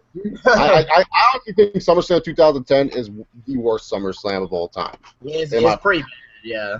Was Because, it the like, Nexus as much shit as SummerSlam 95 gets. Yeah, 95 is really bad. 95 is bad too, but there was a couple good matches on the show. But like 2010 as a whole is like. Yeah. Wait, SummerSlam, was it 2010 the Nexus one? Yeah. 2010's the Nexus one. That's why it's. Yeah, when Melina came back as a fucking peacock. She's like the fucking Melina, was that Melina versus Alicia Fox? Yeah. Yeah. The rematch of the century. All right. Best match in history. Ambrose taking on Dolph Ziggler. I honestly just and I don't get why people are thinking like now, Dolphs can win the title. Like, what the fuck planet are you on? How long? Like, people who think Dolph is going to win the title. How long have you been watching WWE? Because I really want to know. Because I want to know where you guys are getting this. They've done this before. Remember when Jeff Hardy was going on top? Oh, this is going to be the night where Jeff Hardy wins. LOL, Hardy loses. Christian was like the number one guy where it's like, oh, we just need a desperate. So let's throw Christian in there, and people will think Christian's going to win. What on planet Earth makes you think they're going to give the belt to Dolph Ziggler? Don't bring up that he was the sole survivor of Team Cena against the Authority on this one. That argument is 2 years old. You can't bring that up to me anymore. Dean Ambrose is the guy they should be going forward with. Like, the fact that people think Dolph Ziggler should even win this match is absolutely insane to me because Dean Ambrose is the guy you're building as the man of the brand. You can't just do that. Like, that's just stupid. Sometimes it's so hard to take other fans' opinions into this because they'll say one thing and you guys just have short term. You guys are just fucking kids. Y'all just want everything now. You guys can't wait a month for everything. If you guys were booking the show, everyone would just have 1 month title reigns, and it wouldn't mean shit. Like that's pretty much what you guys would do, in my personal opinion. But like really, yeah, exactly, man. You guys will have 1 week title reigns. It would be a joke and everything like that. So I don't get why people want Dolph Ziggler to win or think Dolph Ziggler should win. Honestly, I gotta say that. Dean Ambrose is going to retain. I feel like this is the time to turn Dean Ambrose heel. I feel he's been doing good as a heel champ. Like, just the shit that Dean Ambrose says to Dolph Ziggler is so disrespectful. Yeah. It makes you want to hate the guy. Like, in a good way. Not in a bad way, not in the Eva Marie way, but in a way where it's just like, man, what a dick. How dare Dean Ambrose call Dolph Ziggler a kid? Like, just when he was all like, hey, kid, you're never going to be as good as me. I'm the champ. I'm the big dog around here. You just never knew how to have this opportunity. It's like, I like that guy. I'll take that guy over. I've been working my whole life for this, my man. Or freaking Ambrose. I hated when he was telling jokes left and right. I mean, rest in peace, Mitch the Plant. I love Mitch the Plant and all, but I would just hate when Ambrose would just like be like the one to cut the witty jokes and everything. Like, it just reminds me of remember the segment where the Shield had that segment together, and then Ambrose is there, like, all the three, like, he just, felt so out of place, and he was the one cracking jokes. Like, this is supposed to be a serious moment, Ambrose. Like, fucking get your game face on. Like, this is a fucking big triple threat match. Come on, Ambrose, As much as I hate Ambrose, I mean, I've been waiting for Dolph Ziggler to show us what he's had since 2009. And to be quite honest, it's way past his time now. I mean, nobody cares about him anymore. I'm sorry, Justin. Nobody cares about him anymore. All right. Now he started off as a 2009. He started off as a Billy Gunn wannabe, and now he's turning and now he's he's back in the company. He's turning into an HBK knockoff, all right? This guy's getting over emotional with his promos. Like, I started off as a male cheerleader, bro. All right, cool. Nobody cares. I mean, like, Ziggler, I mean, he's not going to win. If he wins, then I don't know what WWE's doing with themselves, but Ambrose, he needs to turn heel because his face thing is not working out for him. Justin, your thoughts? He's gonna cry. Watch. No, I'll give him time to gain his composure. I'll give him time. Let me go first. I thought you were already talking about this matchup. Go ahead. Yeah, okay. I'm somewhat intrigued by this match, mainly due to the segment that they had on SmackDown, the Miz TV segment. I didn't think Ziggler was that great on the microphone. Like, he wasn't horrible, but All he did I was just... cut a shoot promo. Anyone can cut a shoot promo. Yeah. I just couldn't believe what Ziggler was saying because I've seen him fail time and time again. Like, it was just hard for me to buy into everything he was saying. I think Ambrose did a great job in that segment, and I had been waiting for him to be more serious. I think it'd be good for him to turn heel. I would like to see Ambrose be heel and AJ Styles be face and have them feud. Like, to me, that'd be an amazing feud. That sounds like the normal route. Yeah. So I think Ambrose, he's got to win. The only reason I think Ambrose would lose this match is because he got in trouble for shit he said about Lesnar and like all that shit on the Austin podcast. That'd be the only reason he drops the title. That'll blow over. That'll blow over. I don't think he'll lose. Okay. Yeah, Ambrose is the pick. All right, Davis, what you gotta say? Be a good match. They're gonna have a lot of good stuff in the ring. They're gonna wrestle each other and stuff like that. There's gonna be a lot of good moves. Like there's gonna be a dirty D's here and there. You know, it's gonna be a zigzag. You know, it's gonna be a good match. Disqualification. What? Disqualification. Ziggler wins by disqualification. We need a DQ on this show, so sure, why not? Alrighty then. Number 2, and then the co-main event, Finn Balor, the Demon King, will be taking on Seth Rollins for the Demon King? Did I just hear Demon King? Demon King, Corporate not King? King. Corporate King? Kane's on Superstar. Kane's. Oh! No, he's on main event. Get it right. He's on SmackDown. Main event belongs to SmackDown. Dude, can you believe? Okay, I know Kane's been with the company for 20 plus years already, but next year, if he makes it to May 2017, that'll be 20 years of the Kane character on fucking TV. That's insane. But yeah, and they fucked it up not even halfway through. It took them like 4 years to fuck it up. Yeah, exactly, right? And he's still around. Good for Kane. But Finn Balor taking on Seth Rollins for the WWE Universal Championship.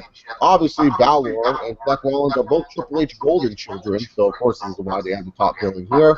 It's for the Universal title. Will Jon Stewart be the Demon Slayer and help Seth Rollins win the championship? Who knows? Oh my good God.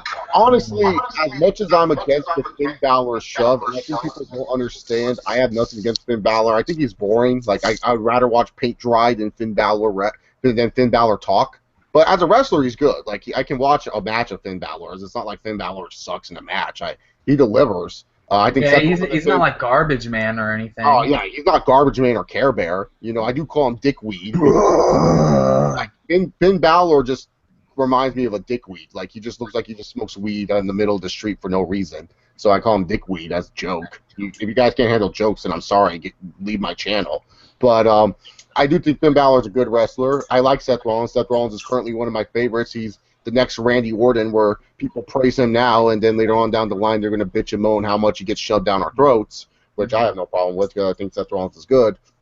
But, yeah, I think this match will be good, but in terms of that you've been shoving Balor down our throats so much and you've been featuring him so well, or not so well, featuring him so much on our television sets and wanting him to get over, honestly, the best way for him to get over is win this match. I know everyone's probably choosing Rollins as a safe bet because that's Rollins, but seriously, if you're going to shove Finn Balor, go all the way. Don't half-ass it, just go all the way. Just shove it down our throats big time. Make us suck on this Finn Balor chode as much as you want, you know? Just do it. You might as well, because if he doesn't win here, who cares? Like, you pretty much just did all this hype for this, for him to lose to fucking Seth Rollins? Really? That just makes no sense to me. So I would say Finn Balor winning it won't be the greatest thing on earth, as most people would like to say it is, but I think it would be something that, hey, if WWE believes in this guy, go right ahead, because I had no problem when they did this with Reigns. I had no problem when they did this with Rollins. Why would I have a problem with it doing with Finn Balor? I just think that overall, personality-wise, without his Jeff Hardy paint, the guy's boring. You know, that's just me. But if you believe he's your guy, WWE, go all the way with it. Don't fucking half-ass this. Go all the way with it. Because the thing is, it's up to the WWE to decide if I like someone. Not you fans. You fans can tell me to like whoever we want, but I'm not going to like him just because you tell me to like him. It's up to WWE for them to tell the story to make me like Finn Balor. So go all the way.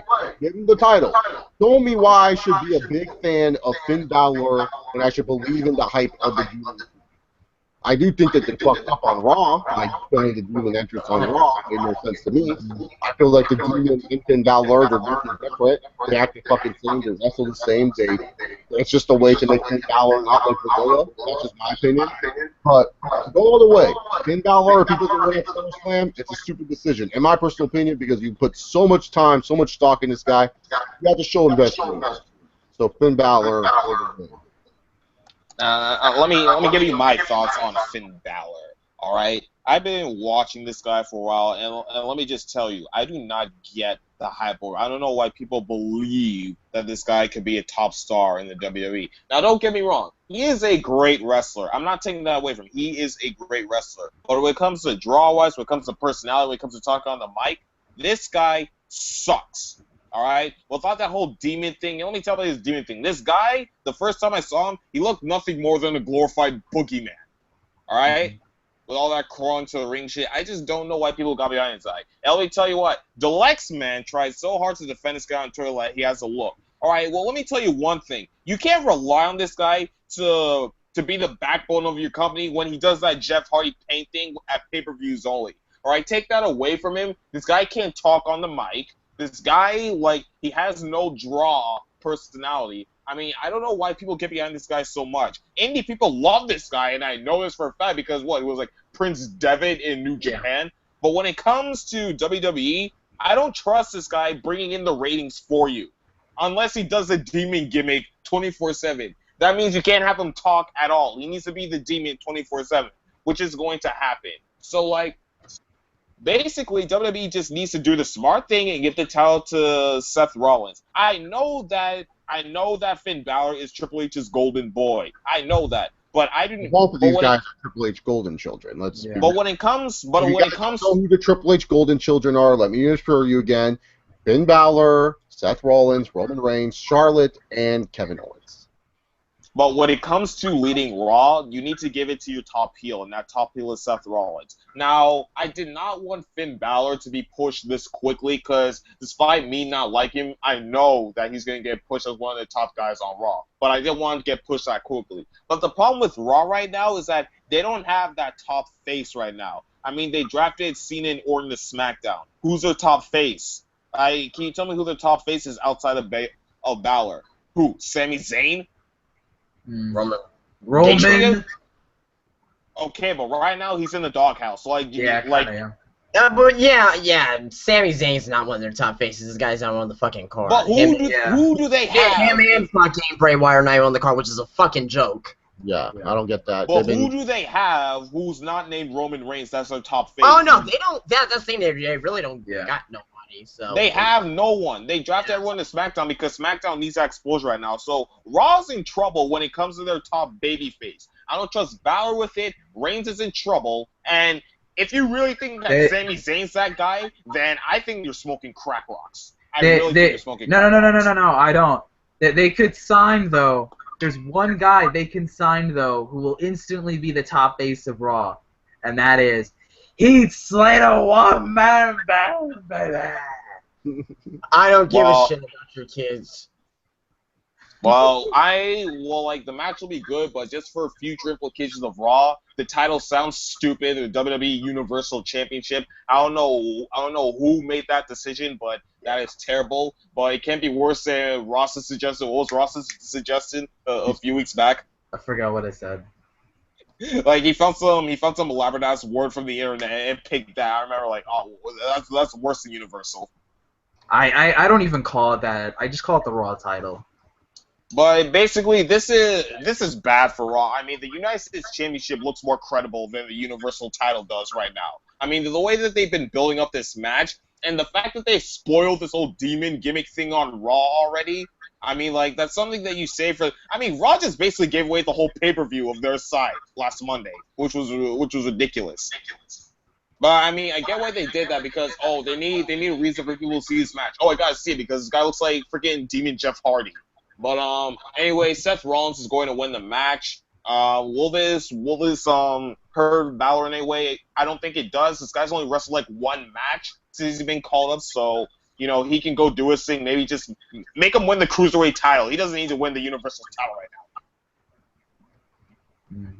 now. All right. Well, for me, I think a lot of people are shitting on this match and on this feud, in my personal opinion. And yes, the build-up has been shit, but this could be one of the best matches of the entire weekend. I think it's going to be right up there with Joe and Nakamura, in my personal opinion. Just because of the fact that these two guys are so dynamic in the ring, and these two guys can really work in the ring, in my personal opinion. This match is going to be dynamic. Now, with that being said, the build has been shit. It's been shit. Why would you give away on free television of the Demon? In my personal opinion, I would not even show any glimpses of the Demon at all. Mm-hmm. I know I would not even show anybody the glimpses of the Demon. If you want to see the Demon, you pay. You gotta pay for the pay-per-view. You gotta pay for the WWE Network. That $9.99. You gotta pay for it to see what this whole demon thing is about. Then once you finally see it, it's like, holy shit, this is different. I like this. I'm glad I spent $10 on it. But the fact of the matter that they actually spoiled it on Monday Night Raw this past week, it took away all of the mystique. It took away all of the mysteriousness of the demon gimmick, in my personal opinion. Now, to the match overall, the match is going to be great. It's going to be dynamic. Finn Balor has to win. He has to win this match. Why? Because, just so simple, I'm going to sound a little bit markish, but he's in the demon gimmick. He's in the demon gimmick. You don't debut a demon gimmick in a wrestling match for him to lose. You don't do that. He only lost as the demon once against Samoa Joe. Every single time he was as the demon, he won. Period. He won. He only lost against Samoa Joe at the last NXT Dallas. He lost against Samoa Joe as the demon gimmick for the first time. He's not going to lose it again. Well, not again, but not right now, I should say. Now, a lot of people are saying that, wow, is Finn Balor ready for it? Is he ready for it? Well, I don't think he's ready for it. I think it's a little bit too fast on the push.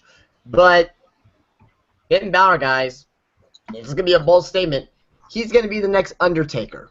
And what I mean by that is that this guy has such a gimmick that's Undertaker-esque with the whole mysteriousness, the spookiness, whatever.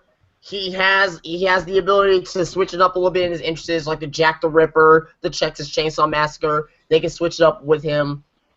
He has such a mystique with him, carrying with him on his particular character that he has. It's something that we're going to be seeing years to come, whether we're going to like it or not. Oh, and you know, whenever Bray Wyatt and Finn Balor are on the same brand, they're going to do that feud to death. Oh yeah, it's gonna be money. It's gonna be magic. I already said for WrestleMania 33, brand extension match, Balor versus Wyatt. I was thinking maybe if Undertaker comes back for one more match, maybe Undertaker gives the torch to Balor, possibly. Undertaker, this is Undertaker. You're Undertaker. No offense to Finn Balor. You're not even licking his boots. You're not even near. He doesn't look believable, but I mean, with the whole demon gimmick, I think that's the only thing that can match towards Undertaker's gimmick. You know what I mean? If I'm talking about I feel Undertaker would be eyeing a John Cena match before he would ever think about touching. Yeah. Well, yeah, I will say that, but I think it's something that the fans will probably want to see. If we didn't get Sting versus Undertaker, get Finn Balor versus Undertaker. at least once. Even Balor loses the match. I think Balor could look good in a match like that. You know, I wish Seth Rollins never injured Sting, because right now Sting would be our WWE champion, and he would be facing Balor. I'm pretty pissed off about that as well. But the match is going to be great overall. Finn Balor's going to win. And, you know, now a lot of people are saying, you know, are we going to see the club, the Bullet Club, Balor Club, whatever you want to call it? Not yet. Not yet. It's too soon. You know, Balor right now, a lot of people don't really like. Some people don't really like Balor because of his mic skills. I think his mic skills are decent. It's not as bad as everybody's making it seem out to be. This guy could cut promos. I just think his charisma's not like, because people always compare him to Jeff Hardy. It's not Jeff Hardy charisma. No, I mean you can't really compare those two charisma. I mean you can, but compare him to the. I'm sorry, Broken Matt Hardy, if you're watching this, the Brother Nero. Everyone compares him to Brother Nero and says, oh, he just has natural charisma. Yet Brother Nero could just come out and do the fucking hump dance, and the fans would be jizzing in their pants. Finn Balor, Finn Balor props his collar up, and the fans are kind of just like, what the? He just doesn't have that natural charisma that Brother Nero presented. Yeah, I mean, and Jeff Hardy, he oozes charisma out of the TV. But I think that Justin, when Finn Balor gets over for good, it's gonna be him as a heel, and anybody who is as a heel on the mic is gonna be golden in most cases. I mean, but Justin, before retract the name that you just said into JEFFHARDY, because we do not want to be sued by Broken Matt Hardy. Oh jeez, I love you, Matt Hardy. No, delete. He owns the intellectual property of that man. Delete. Fucking awesome. Obsolete. I guess I'll give my 2 cents onto this. I think, just plain and simple, I think Balor needs to win this match. Yeah. And I said this kind of when he won the whole little #1 contendership, you know, to face Rollins. You know, you give him this big push. Like, I don't know if he's 100% ready again, but who am I? You know, I'm just some guy talking about professional wrestling, but. You know, if you're gonna go all the way with this big push, then, you know, give him the title. Like, you know what I mean? Let him win this Raw title. Let him be the first one to hold it. You know. Universal Championship. I refuse to call it that. It's the Raw title. The name is not as bad. Come on, bad. people. It is bad. It's not bad. It's not as bad. Everybody's making it seem. Everybody, it doesn't matter. Okay, I'm sorry to rant on this. You cannot call it anything. You can't call it the Raw Championship because it makes you so obsolete. You can't call it the European title because it's not big as Roode. You can't call it fucking Galactic Championship because that sounds way more stupid than. That sounds really bad too. Yeah. What about the WWE Grand Championship, like the Impact Grand Championship? You can't call it international title because it's not Universal. It's okay. It's not the best name, but what else can they call it? You can't call it Undisputed because they already have. I mean, because they're gonna make it seem like the Raw title's better than the SmackDown Championship. You can't say World Champion because the WWE already has the WWE World Heavyweight Championship. So. But yeah, I just want to see how the title looks like. To be honest, I think eventually we can all agree that's the SmackDown belt in 2 years. Like that's going to fucking SmackDown in 2 years. Definitely, yeah. Vince is gonna be like, "What is this shit on Raw?" And he's gonna fucking change that. Championship. Yeah. So hopefully, and we all know that the United States Championship is now the World Championship on Raw. Well, let's be reasonable. Hopefully, Balor does win. I may not 100% agree with it, but you know, it to me, it's like the Lesnar push in a way. Like, you know, if you're gonna go there, you might as well just finish the job. Yeah, exactly. Because look at how many guys they pushed to the title and they didn't finish the job, and how it hurt their career. See Wade Barrett. Was Wade Barrett the guy that was No, but just because he didn't, you know, just because like he wasn't ready doesn't mean not give him the title. I mean, he needed the championship. I mean, you know, some guys it doesn't work out for them. Like look at Sheamus, they went all the way with Sheamus, but you know, Sheamus's win looked like it was an accident more than like he was supposed to win. You know, like it looked like an accident that whole match. Like you don't know until you try. Yeah, exactly. And I think it doesn't hurt to at least try. Like this isn't one of those like random 1 month things like, like, remember when Edge faced Ziggler randomly? Like, this isn't one of those situations where, yeah, okay, Ziggler's gonna lose because it's just random as fuck. No, the WWE actually believes that Balor's gonna be a big star, so it makes sense for Balor to actually win this one. Another guy also too that's actually doing good at TNA, Bobby Lashley, another guy where they didn't go all the way with him, and look what happened to his career. I mean, I guess you could say it's a blessing in disguise because he got injured like 2 weeks after Great American Bash, but like he would have won at 07. Shit, man, Lashley would have been gangbusters in the beginning at least, So that's why I say, like, if you're gonna go and shove someone or push someone, I don't care. Like, honestly, nowadays that's how WWE has to push people, is that they have to shove and they have to push people. I don't like it. It's something that I don't like. But Roman Reigns got shoved. Seth Rollins got shoved. That's just how it is, So I don't care that Finn Balor's getting shoved, even though he's not like one of my favorites. I don't care. I would just like to see WWE go all the way with someone, because at least it shows they believe in someone, that they say, hey, he's our guy. He's the guy we believe in. Let's go all the way with him. Let's push him to the moon, because then that at least makes me feel like I'm getting some investment out of this person, That's all I care about. Like, one minor thing I just want to bring up real quick is that a lot of people say, they don't push new stars. They don't push new stars. Yeah. Well, here's your opportunity. Finn Balor, new star. He's being pushed. Whether you like him or not, he's a new star, guys. Like, exactly. He's a new star. At least, okay, would you rather have Finn Balor here in this situation or Kane? Let's just throw it, or Big Show. Big Show versus Seth Rollins at fucking, SummerSlam for the Universal Championship. A lot of people be bitch. They'll be thinking, when it could be Finn Balor. It couldn't be Finn Balor. Hey, they still get Demon Kane. They still get Demon Kane, the original Demon. Demon Kane against Demon King. Book it. Shut up. Let's get on to WrestleMania. Let's get on to the main event. Brock Lesnar, with estrogen blockers, takes on Randy Orton in the main event of SummerSlam 2016. If you don't think this is the main event, pass me whatever you're fucking smoking, because I need that. I need that shit. If this does not main event SummerSlam, I am going to be questioning WWE on so many levels. Because if nothing big happens at any of the 2 world title matches that they decide to main event, I'm just going to be sitting there dumb-fucked and just like with shit in my pants, because Randy Orton and Brock Lesnar is going to make me shit in my pants. So yeah, Brock Lesnar should not be fighting, I should say, because he decided to cheat and use estrogen blockers because he likes to use steroids up his ass. But it's okay. Brock Lesnar, it's okay. It's fine. Randy Orton's going to end this shit.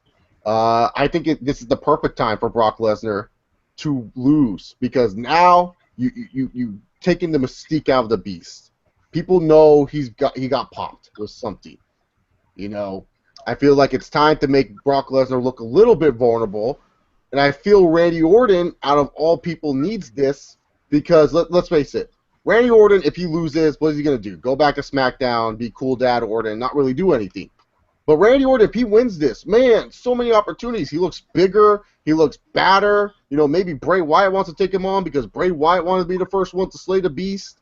Maybe Randy Orton gets the WWE World Title match. I mean, I feel Randy Orton needs this more than Lesnar. Now, obviously, I think Lesnar might win, because the reports are that Brock Lesnar is talking in maybe at WrestleMania 33 as the WWE Universal Champion, because they have plans of having Brock Lesnar win the Universal Championship at the Royal Rumble. Is this a way for Demon King to get Suplex City? I don't know.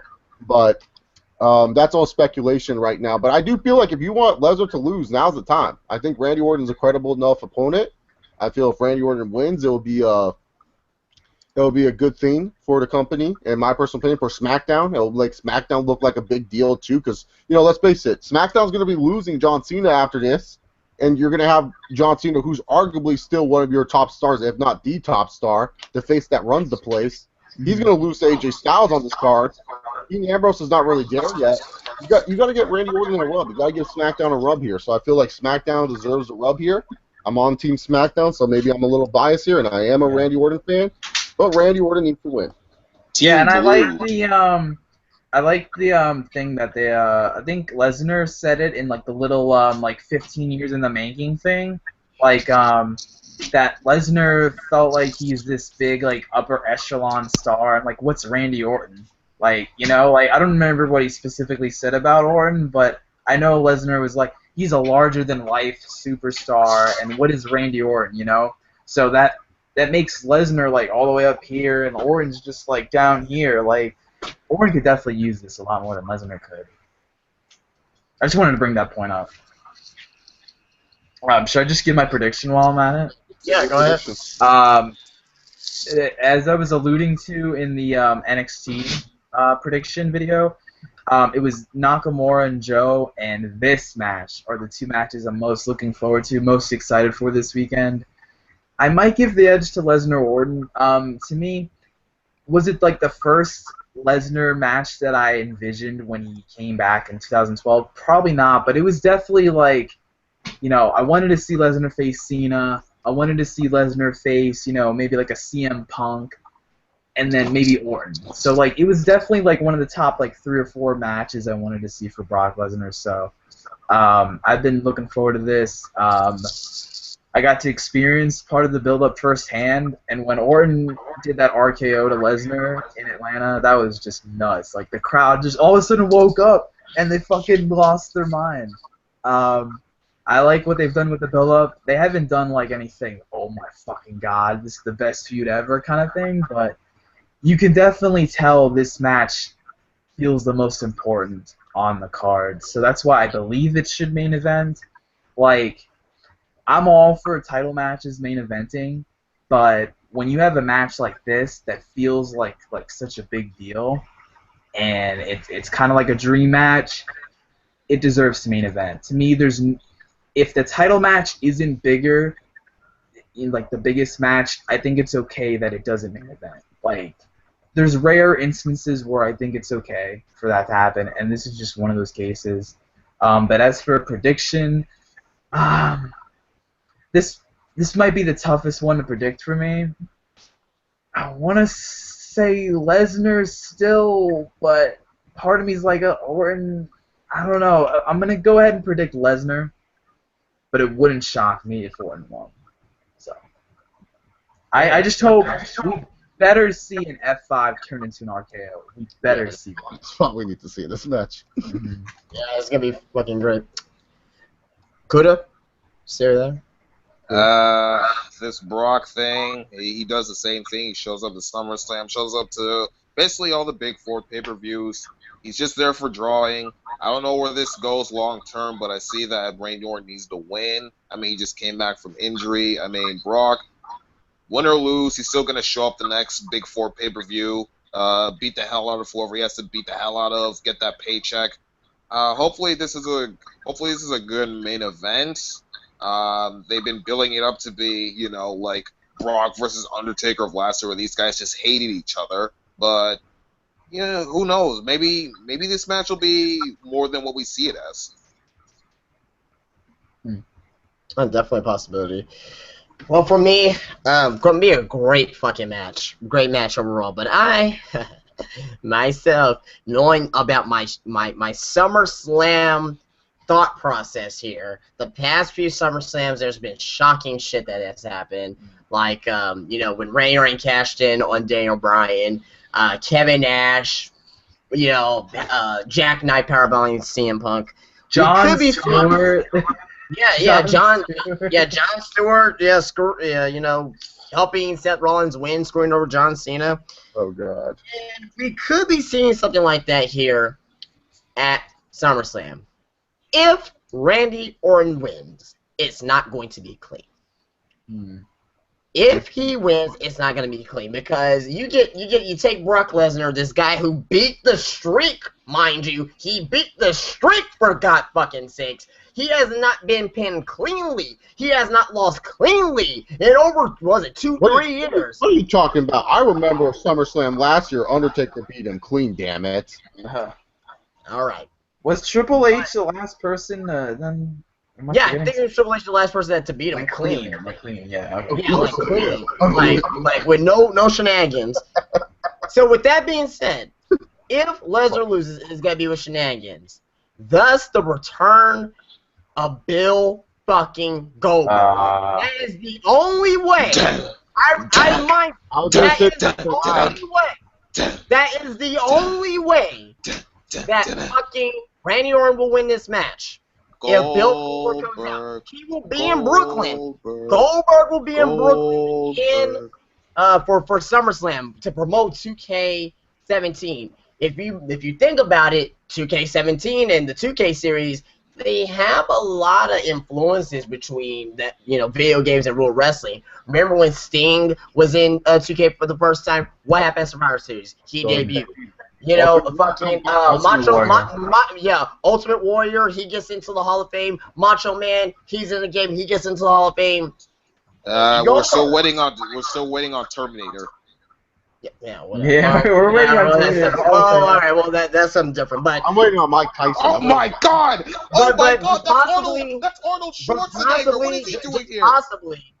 Just possibly, Goldberg comes out and sets up a SummerSlam, well, not SummerSlam, but possibly a WrestleMania match against Brock Lesnar. I don't know why they will do that again, but maybe that will happen again at WrestleMania 33. That's just the thought process that I have. That's if Randy Orton's going to win. If Randy Orton's going to win, I will say that Goldberg's coming out.